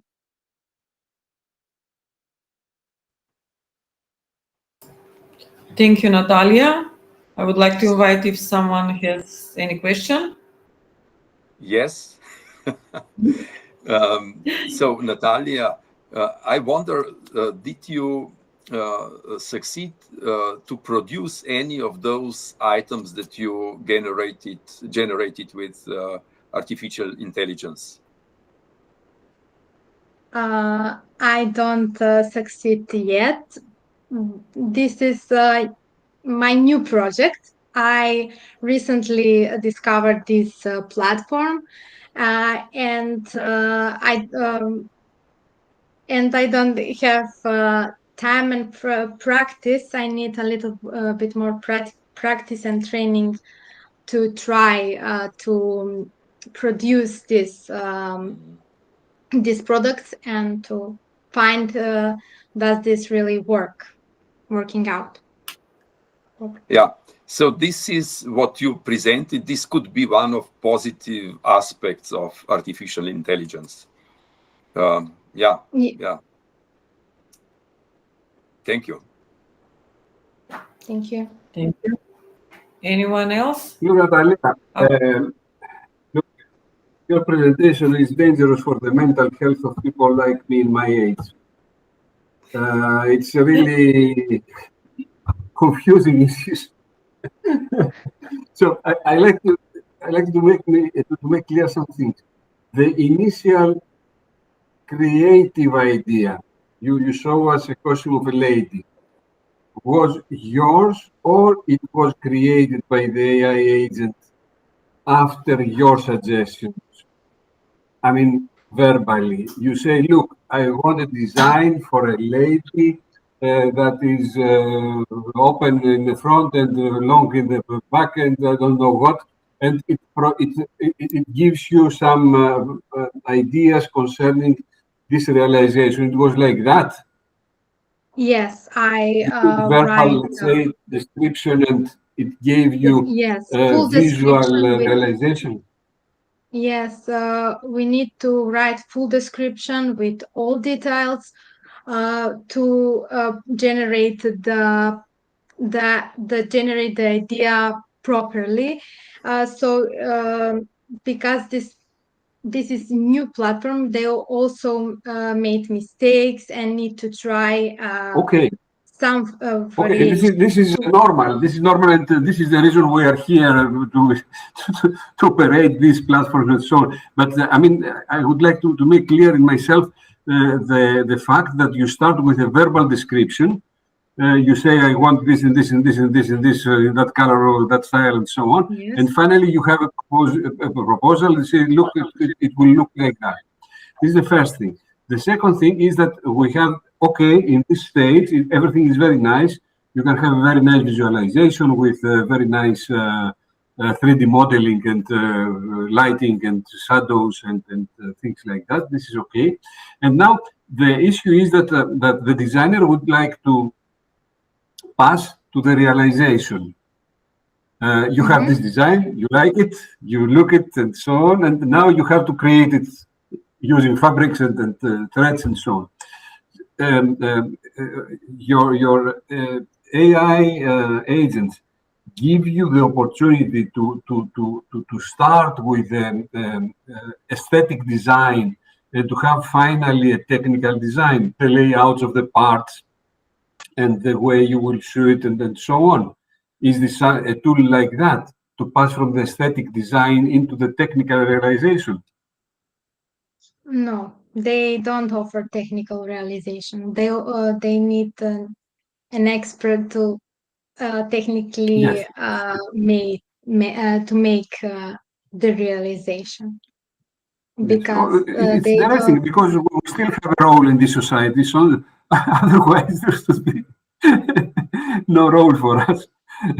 Yeah. At least we have a role. So for you, if I understood well, verbal description, aesthetic design by AI, and then you have to take this aesthetic design and to transform it into a real garment. Yes. Yes. Okay. They need Very my nice expertise work. to You make. initiated our questions. This is a very nice issue. So thank you very much. I wish you all the best for the future, my dear. Thank you. Thank you. Anyone else? If we don't have any questions, okay. Sorry, I have a question, but I was again interrupted by internet. Natalia, thank you very much for the very interesting presentation. And I'm happy that we are available to give the ideas to AI, so it cannot substitute us. But from your experience, what would you suggest to the other students? Would you suggest to use the same platform or to go with the old traditional way that designers do? I think that in my opinion, it's perfect to combine both sides. Yes, we all need traditional expertise to make the real product and traditional ways to make this, but also the new opportunities and new platforms can make the designing process, the visualization more faster and more clear what it looks like. And now then we can think about how to make it. So I think it's combination of both the perfect to find the solution. Thank you. Thank you, everyone. I would like to invite now Elena Zurlova to share with us their presentation titled Contemporary Jewelry Design Inspired by Historical Styles. Elena, are you here? Yes.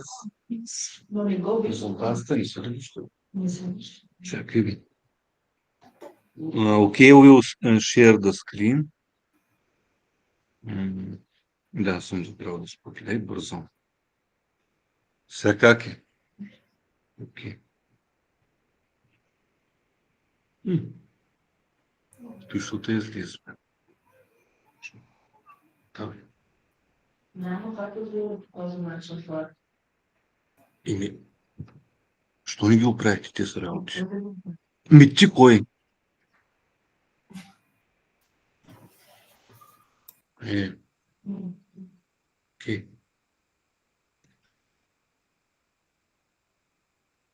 Dear colleagues and guests, I'm Elena Zurleva, and the topic of my presentation is design of contemporary jewelry inspired by historical styles.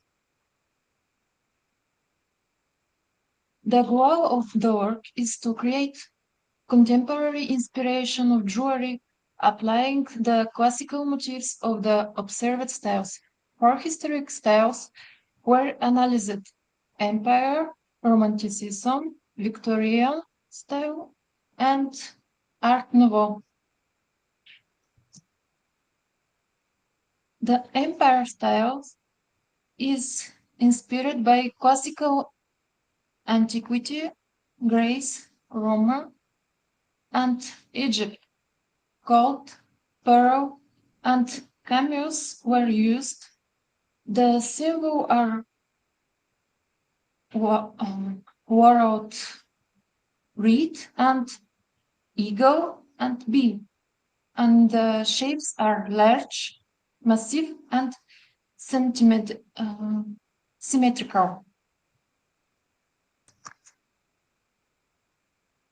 In figure 1, you see outer sketch beside these motifs.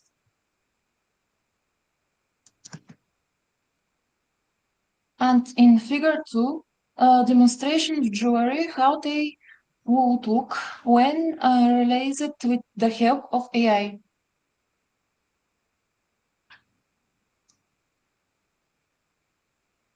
The Romanticism styles draws inspiration from nature and historical Gothic motifs. The material are gold, enamel, and colored stones such as turquoise and garnet. The main symbolism is sentimentality: hearts, case, hands.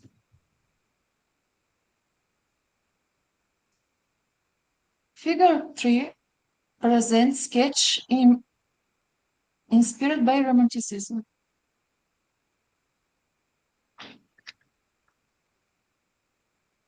And figure 4 demonstrated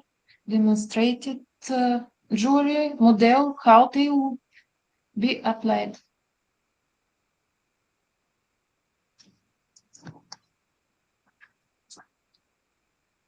The Victorian style is influenced by sentimentality, moralism, and Gothic revival.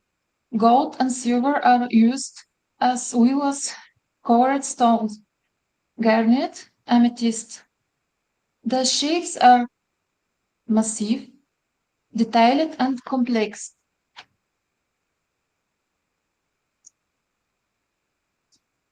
Figure 5 shows sketches with rich hardware and stones.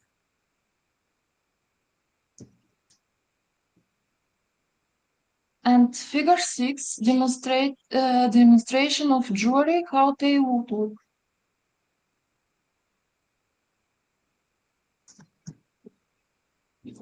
Art Nouveau is the style of flowing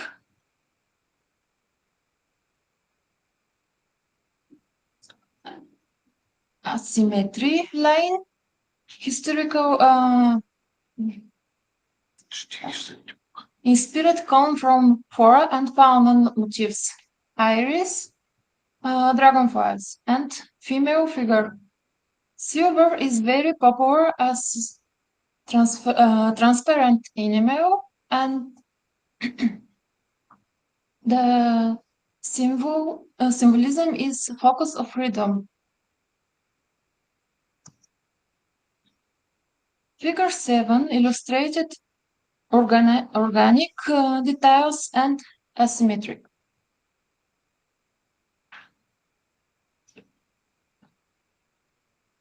And figure 8 demonstrate earring and necklaces that were wrapped around with an emphasis on enamel and opal.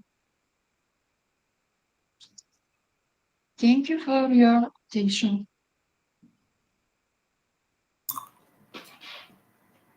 Thank you, Elena. I will invite if anyone has some questions. Yeah. So, so my question would be the same as for Natalia before. Did you, Elena, produce any of those jewelries, or is it just in this digital form?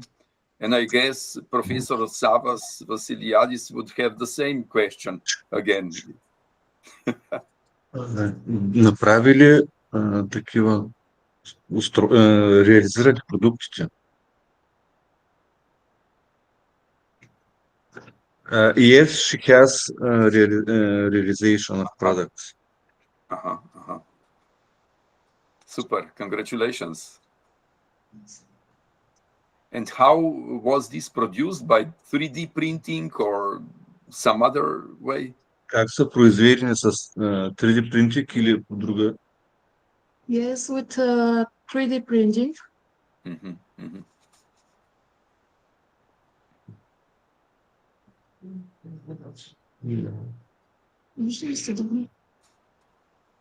Can you see the products? Yes, I see. Okay. Thank you, Elena. Thank you. Thank you. The question is, what was the role of the AI agent here?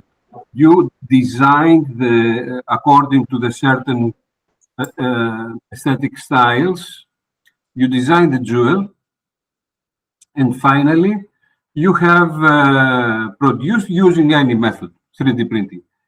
The AI agent simply, you gave you the realization aspects, the pictures we have seen with ladies' hands and arms and faces and heads, so that you will get a better idea how your design will look like. This was the role of the AI. Is that the whole question? Yeah. Okay. So the question is, I'll you have designed. her. Okay. Okay, sorry. I'll translate to her and let's hear the answer. Изцяло с изкуствен интелект ли са генерирани тия моделчета или се използва друга процедура? Кажи нещо, така ще се прави, че вижда.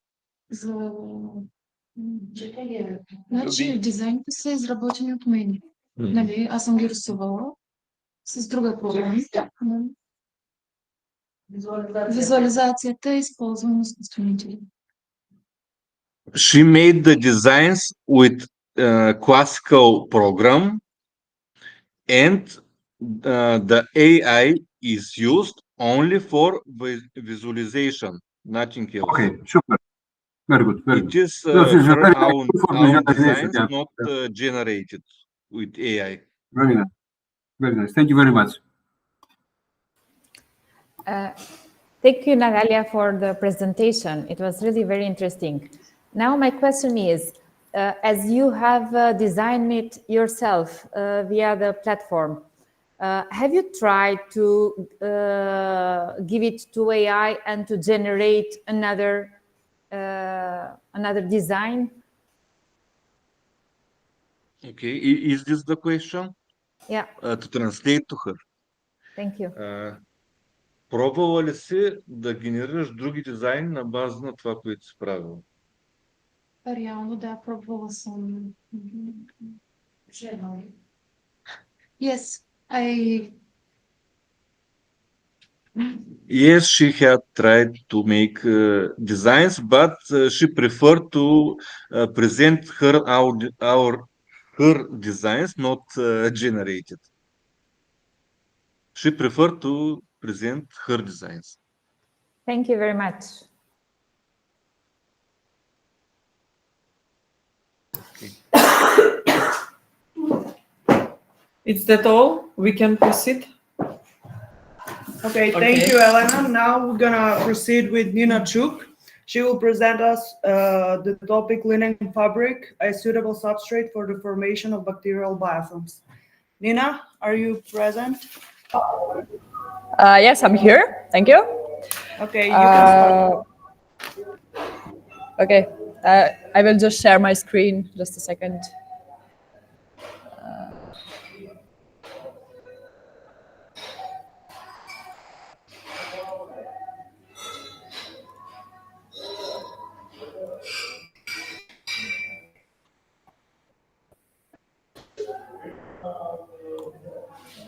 Okay, is it visible now? Yes, it is. Yes, it's fine. Okay.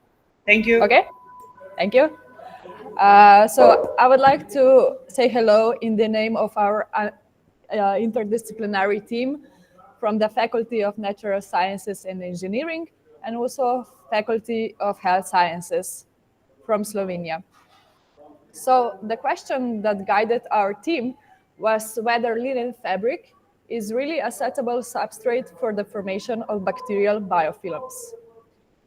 And if we go further, the first thing that I want to say about this presentation is why did our team focus on linen fabric? And actually, if we are going to 6,000 years ago, linen fabric was already used in Egyptian sculptures. However, nowadays, it is becoming increasingly important because such textiles are durable, they have high stiffness, they have good tensile strength, they are comfortable,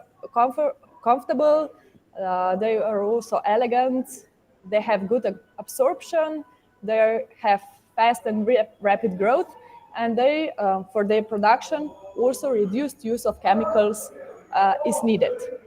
So despite these extraordinary properties and actually environmental friendliness, the question is whether the society goes too far claiming that linen fabric also has antibacterial properties.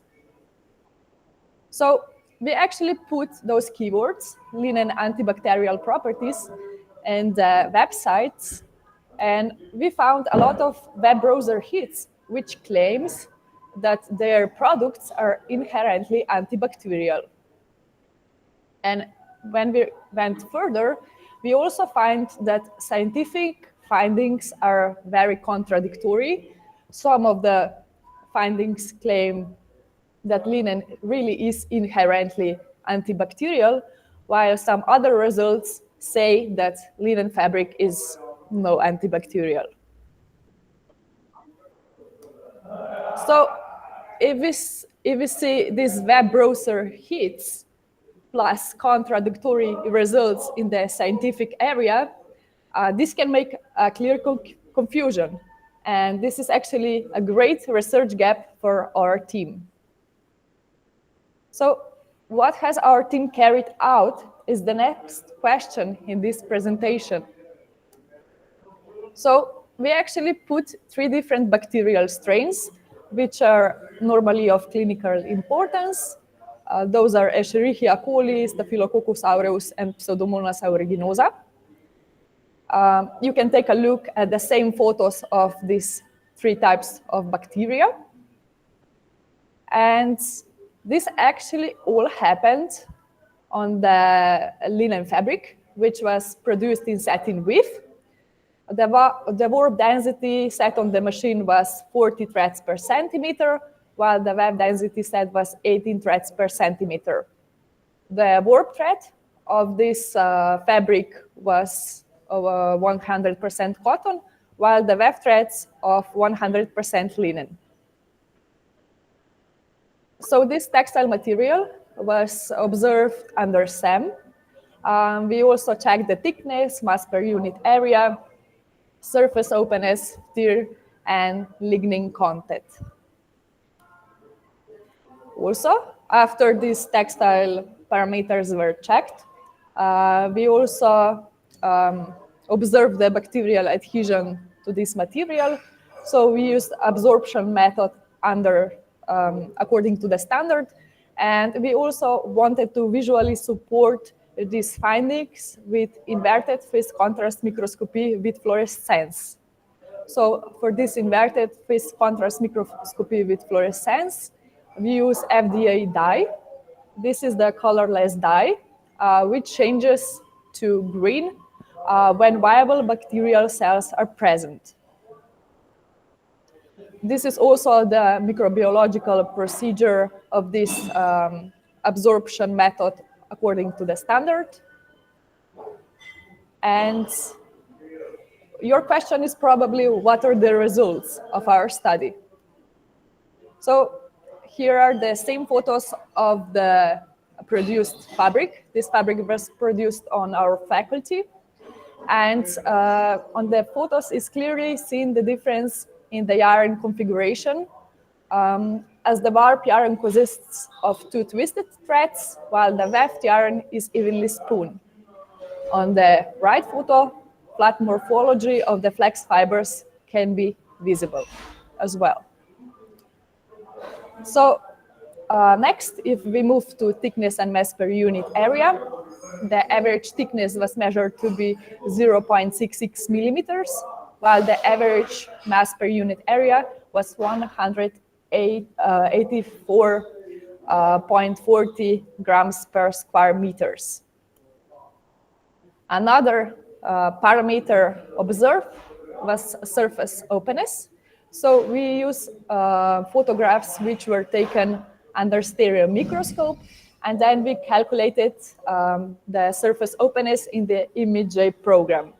So the surface openness in this case was measured to be 9.654%. Next, we also check the chemical composition.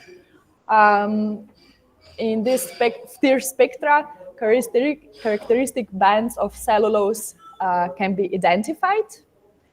For example, here is one absorption band, which corresponds to the OH valence oscillation of water. Then we have another absorption bands, which belong to the CH stretching. We have another absorption band, which is a consequence of the HOH deformation oscillation of water molecules. And then we also have another 2 absorption peaks, which are a consequence of the asymmetric CH3 and symmetric CH deformations of the lignin. We also check the lignin content of these fabrics. And actually, this whole procedure, which is also according to the standard, is actually carried in 3 steps. First, we had to prepare a sample. Then we had to remove fat and wax from the sample. And finally, the determination of the lignin amount was carried out. So in our study, the lignin content was estimated to be 1.11%. And the most important findings of this study is actually that these photos taken under the microscope clearly shows the biofilm formation of all 3 bacterial strains after 24 hours, which actually refutes the inherent antibacterial properties of the tested linen fabric. As you can see, the biggest amount of bacterial biomass was found for the sample, which was oculated by Staphylococcus aureus, followed by Pseudomonas aeruginosa, and finally for the fabric, which was oculated by Escherichia coli. This is also the visual support of the bacteria present on the textile fibers. So, according to this study, contradictory results of the scientific findings cannot be confirmed, as despite the lignin content present in those fibers, they are still not inherently antibacterial. So, what should be taken from this lecture? As I already said, despite a lignin content of 1.11%, the linen-based fabric in satin weave did not exhibit any antibacterial properties against any of the 3 tested bacterial strains. On the contrary, it is actually suitable environment for the formation and growth of a 24-hour biofilm. So maybe the final thought about this presentation. So besides being present at this scientific conference, this study also has a high utility value. It might actually help the potential consumers move from merely believing marketing claims at different websites, that they put greater trust in scientific results. That would be all from my side. I would like to thank you for your attention. Thank you, Nina. Is there any questions? Ružica? Hi all. I would like to say to Nina that when I see some research about the flax fibers, I'm very happy because I'm dealing with flax over 20 years, and it is very difficult. It is, I love that fibers, I love the most that fibers, but it is very difficult because of not unique morphology. So congrats to you. Thank you. And don't give up, just go to that way. I have two questions. First one, you said at the beginning that I'm not sure if I remember good, that linen, I just wrote it, reduce use chemicals. Which one what do you think about that? What do you want to say with that? Yeah, I mean during the growth. During that season growth. Yeah. Okay. With the season growing, there is no so much chemicals, but the flax fibers has a negative impact on the soil. So, but there is a lot of other methods to reduce that. But maybe in the future, just not formulate like this. You need to explain, because I was very confused. And the other thing, I want to say to you that great job to have lignin. So you investigate to see how much lignin is in your samples. I did that.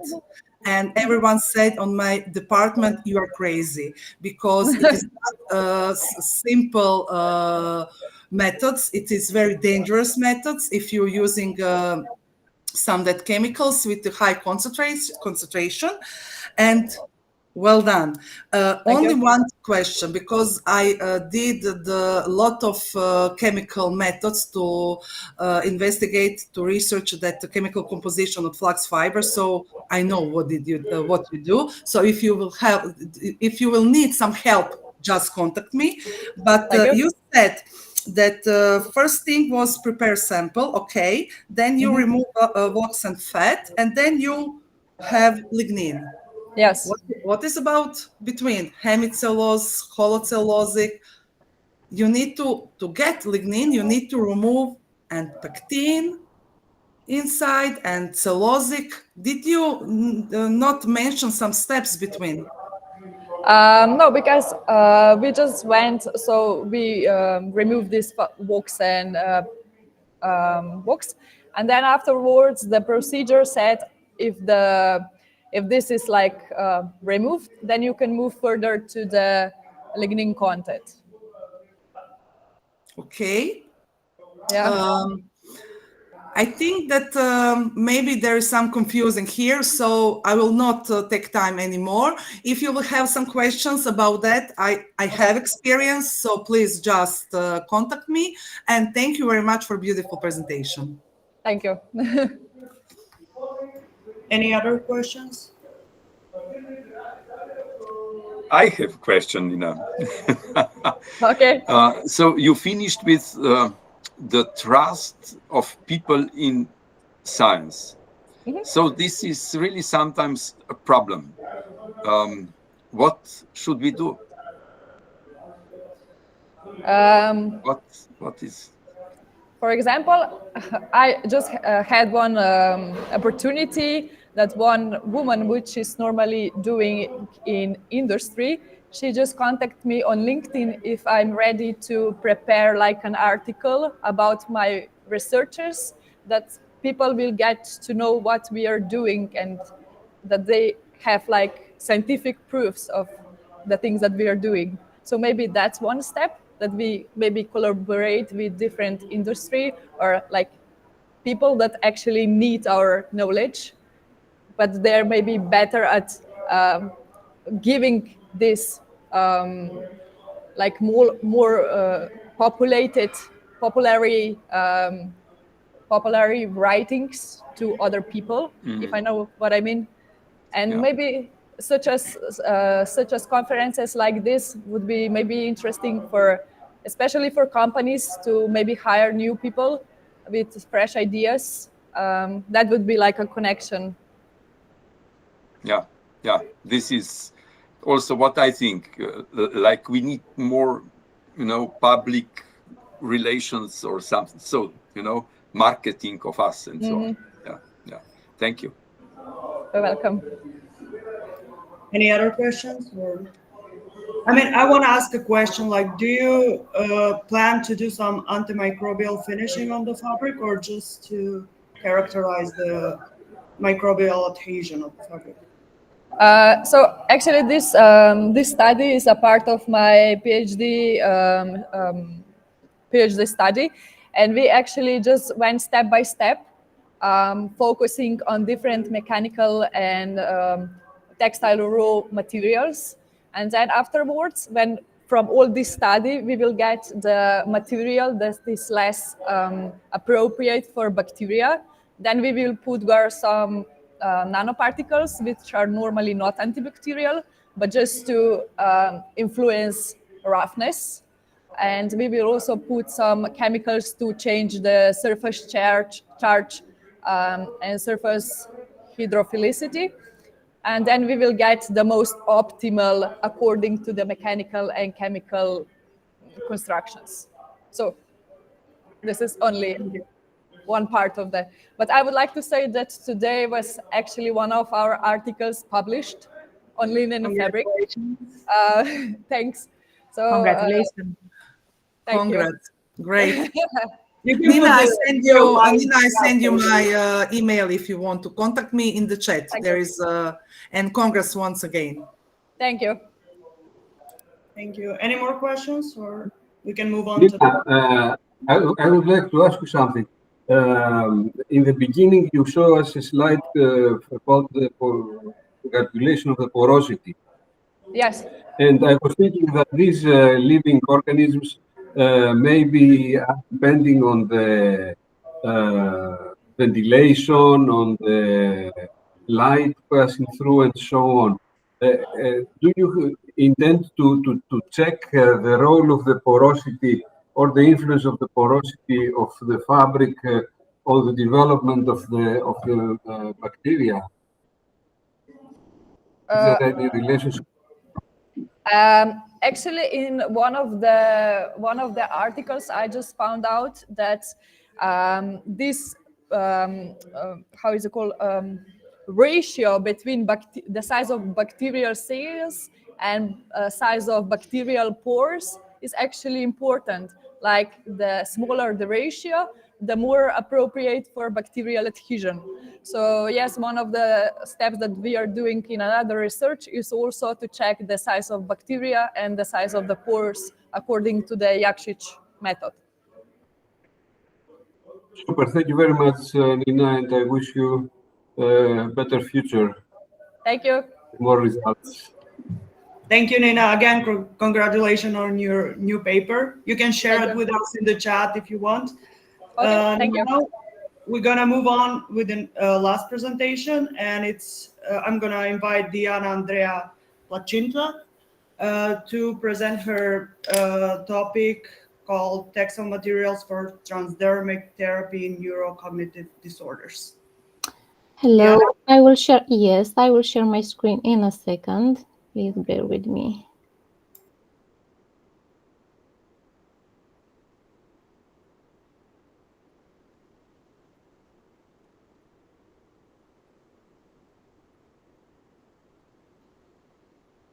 Where Diana comes from?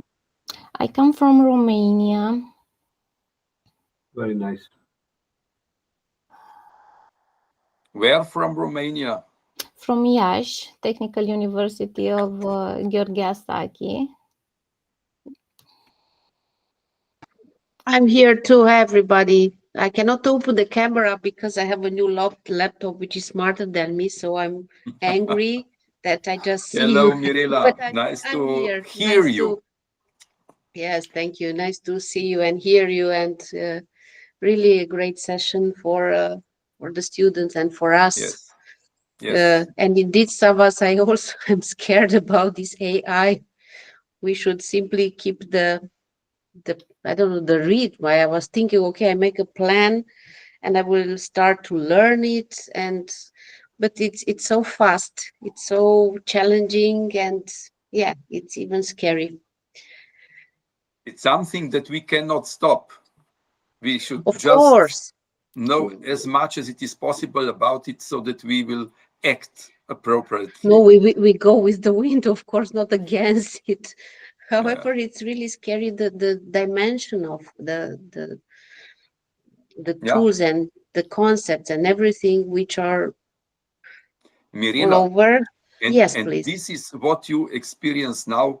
In fact, nothing comparing to what it will be in 10 years. Exactly. So we will be useless. We are useless already. No, we will be even more precious. Okay, God help us to indeed. But you know, the humanity turned in something which really scares me. I don't know what we remain. I understand you completely. So I I invite just you want to to support a brainstorming meeting here on the island to be really efficient concerning our future. Yes, we I have look fresh forward air to there. it. We have. I agree with you. Let's make a BASTE meeting to see which is our future. I just try to help Diana. I will introduce her in the meantime. She's my fresh PhD student. She's a medical doctor. It's not a textile person, so don't jump on her with questions about textile. We try to get used to each other now. We have a colleague, a professor from University of Medicine and Pharmacy. So she has two professors in this. We try to understand each other and to see if we can bring the textile applications into the medical field where she is coming from. So sorry for interrupting, but okay, Andrea, you are with the presentation here. Oops, where disappeared? It was here. In a minute.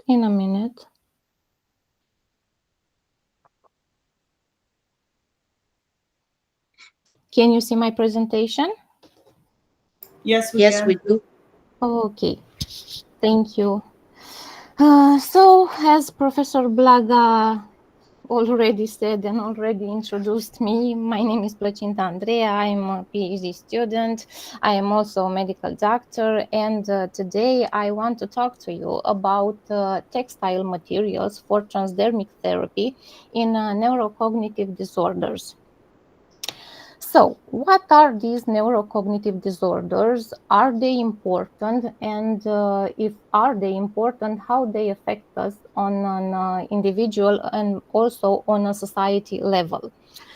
These neurocognitive disorders are basically a group of disorders that affect one's already developed cognitive abilities. And when I say cognitive abilities, I think about memory, about language, about attention, learning capacity, and so on. So all these cognitive abilities will be lost in neurocognitive disorders. They include delirium, amnestic disorders, and dementia. I chose to focus on dementia, and I will tell you immediately why. Let me just give you some data from the official World Health Organization official data. In 2021, we had 57 million people that had been diagnosed already with dementia worldwide. 60% of them live in low and middle income countries, and every single year we have 10 new million cases of dementia. From a context or another, I think we all heard about Alzheimer's disease. What is this? Well, Alzheimer's disease is the most common form of dementia. It involves an irreversible cognitive and memory decline to the point where basically a person can't carry out his daily activities, and so he loses his independence. The main characteristic of this disease is a progressive and irreversible memory loss, especially the episodic memory. Although the long-term memory is initially preserved, by the end of the disease, it is also lost. So Alzheimer's disease has become the seventh leading cause of death and one of the major causes of disability and dependency among older people.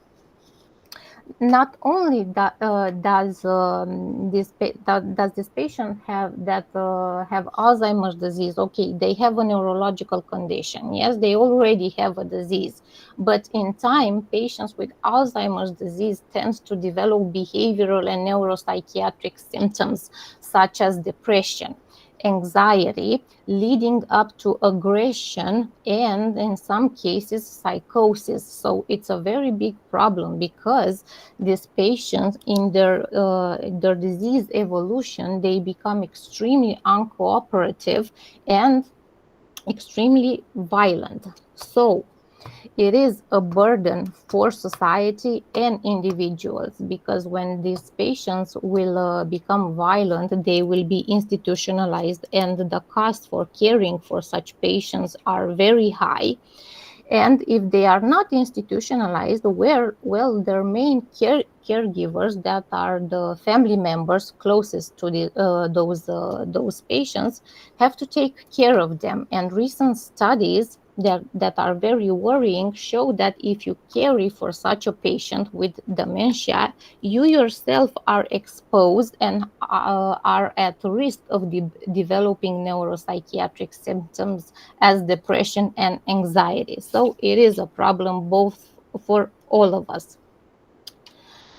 The treatment for this disease, well, the actual treatment nowadays are the so-called cognitive enhancers. It's a class of drugs called cognitive enhancers. They are rivastigmine, donepezil, galantamine. But what is the problem with this medication? Well, it has many side effects that reduces patients' tolerability and compliance to it.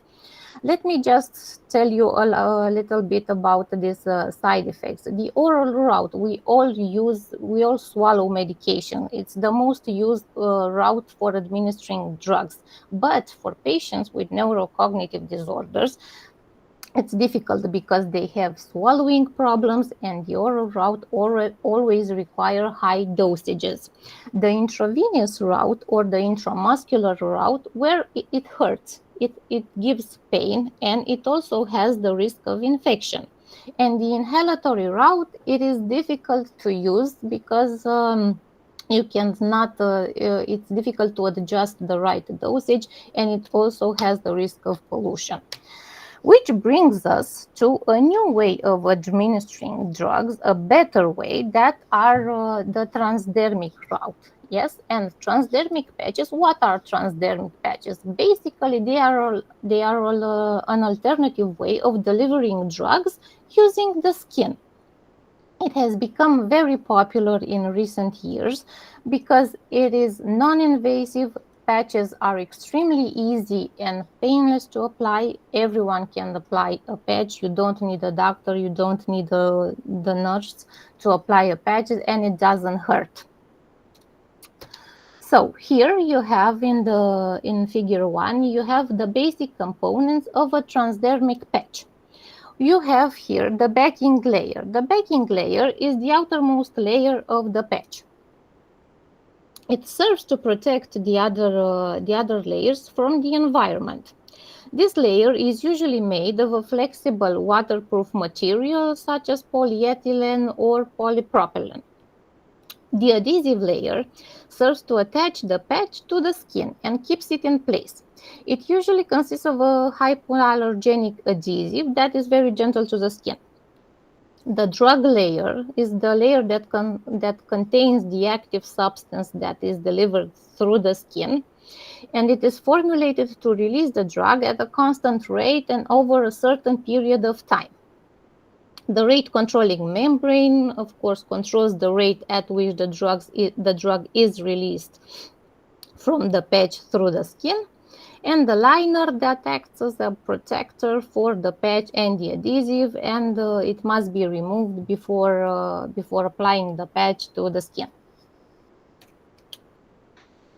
Although traditional patches initially had just two purposes, to store and release the active substance to the skin, nowadays we have some very interesting and new advancements. We have smart patches that are patches equipped with different sensors and different technologies that can monitor one's condition and adjust drug delivery accordingly.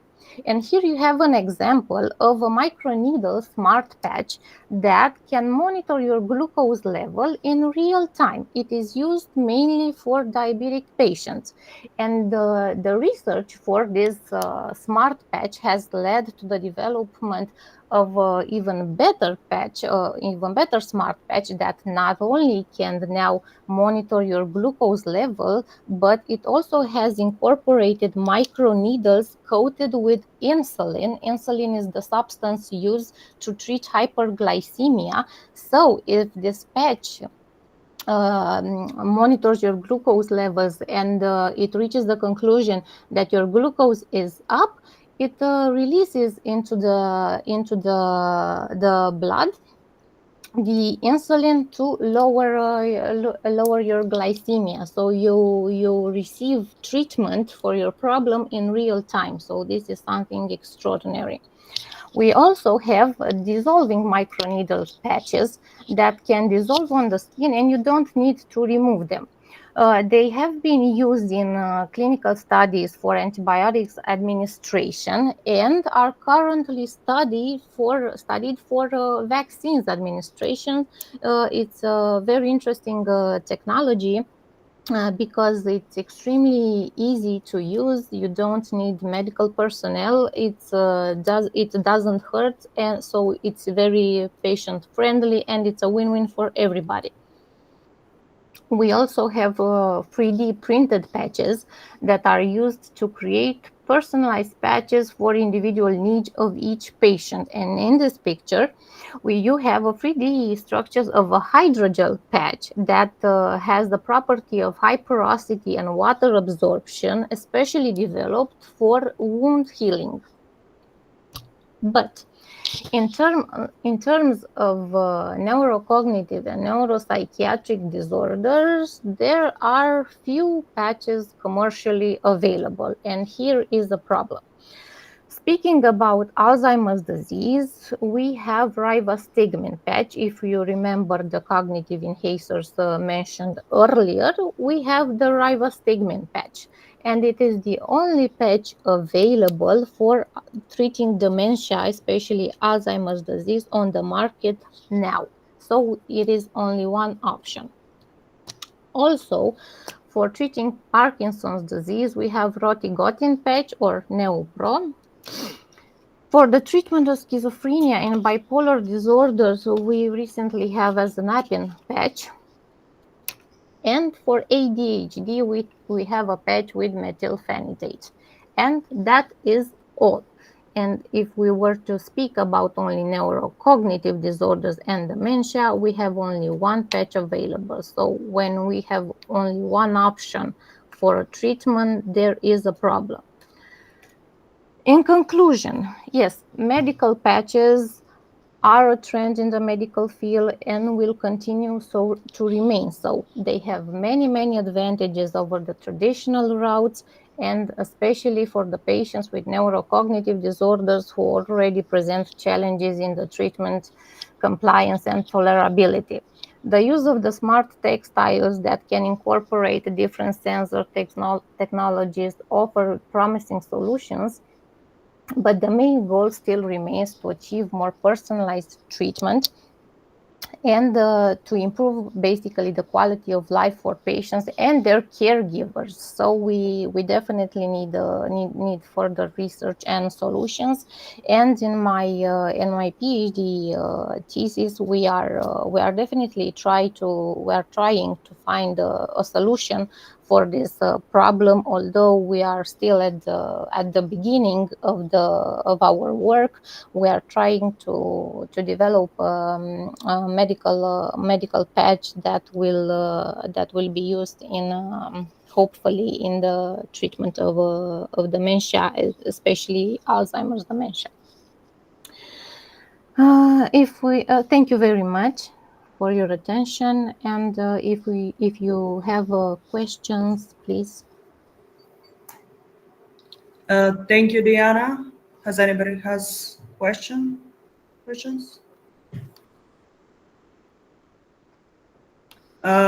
I would like to know are you planning to coat the textiles with those films, or are you planning to use biofilms, like using some sort of biopolymer as the drug delivery system, or?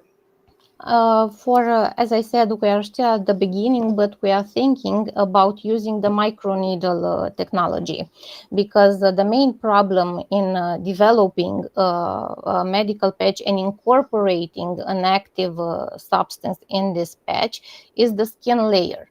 The skin layer, the stratum corneum, is very hard to penetrate. So you need a very good technology that can help you penetrate the skin. And microneedle technology really helps with this problem. So we are thinking of using microneedle technology in order to penetrate the skin layer. To just complete the answer, because you asked about the textiles, we will try to, well, we started optimistically, we discussed, we debate with the doctors, with the chemists, with us. We tried to explore the knitting technology. You already know that this is my field. Maybe we can create a 3 layers fabric. So to catch these properties into a single structure. I'm not sure if it works or not. Now we identify the active substance, for example, we are in this stage, and we'll try to see what textile material we can use, of course, with the right yarns. We are not discussing about regular yarns, and to place the yarns in the appropriate layers according to the principle of the patches. So yeah, we will try to have also some textile materials besides the others. But anyway, the enthusiasm reduced a bit because we discussed with the medical doctors. They told us that indeed it requires a lot of money to reach the stage of something which will be, let's say, commercial. So we don't plan to reach that stage, but we could test it on animals if we will get something, and this could be a step forward, let's say, in this field.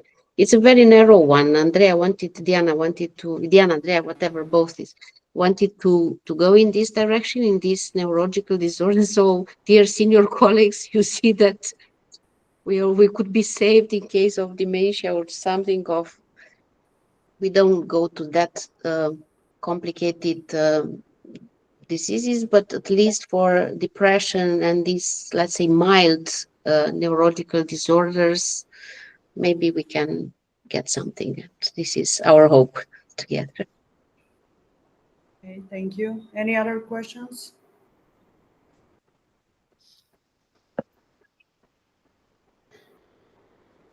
If I warn everybody not to ask about textiles, of course. So, Diana, welcome to our textile community. We are all, let's say, the same profile, textile engineers in different technologies fields. So, yeah, we basically discuss about materials and technologies. So, interdisciplinary, it's very difficult, it seems, or at least this is my perception, that we indeed have to understand each other. I just want to say to Diana, thank you for the presentation. It was really very interesting. And as you are at the beginning, I really wish you success in your research. Thank you. Thank you very much. Thank you. Thank you, dear Hilda. Okay, if we are done with the questions, I can ask Professor Zlatin.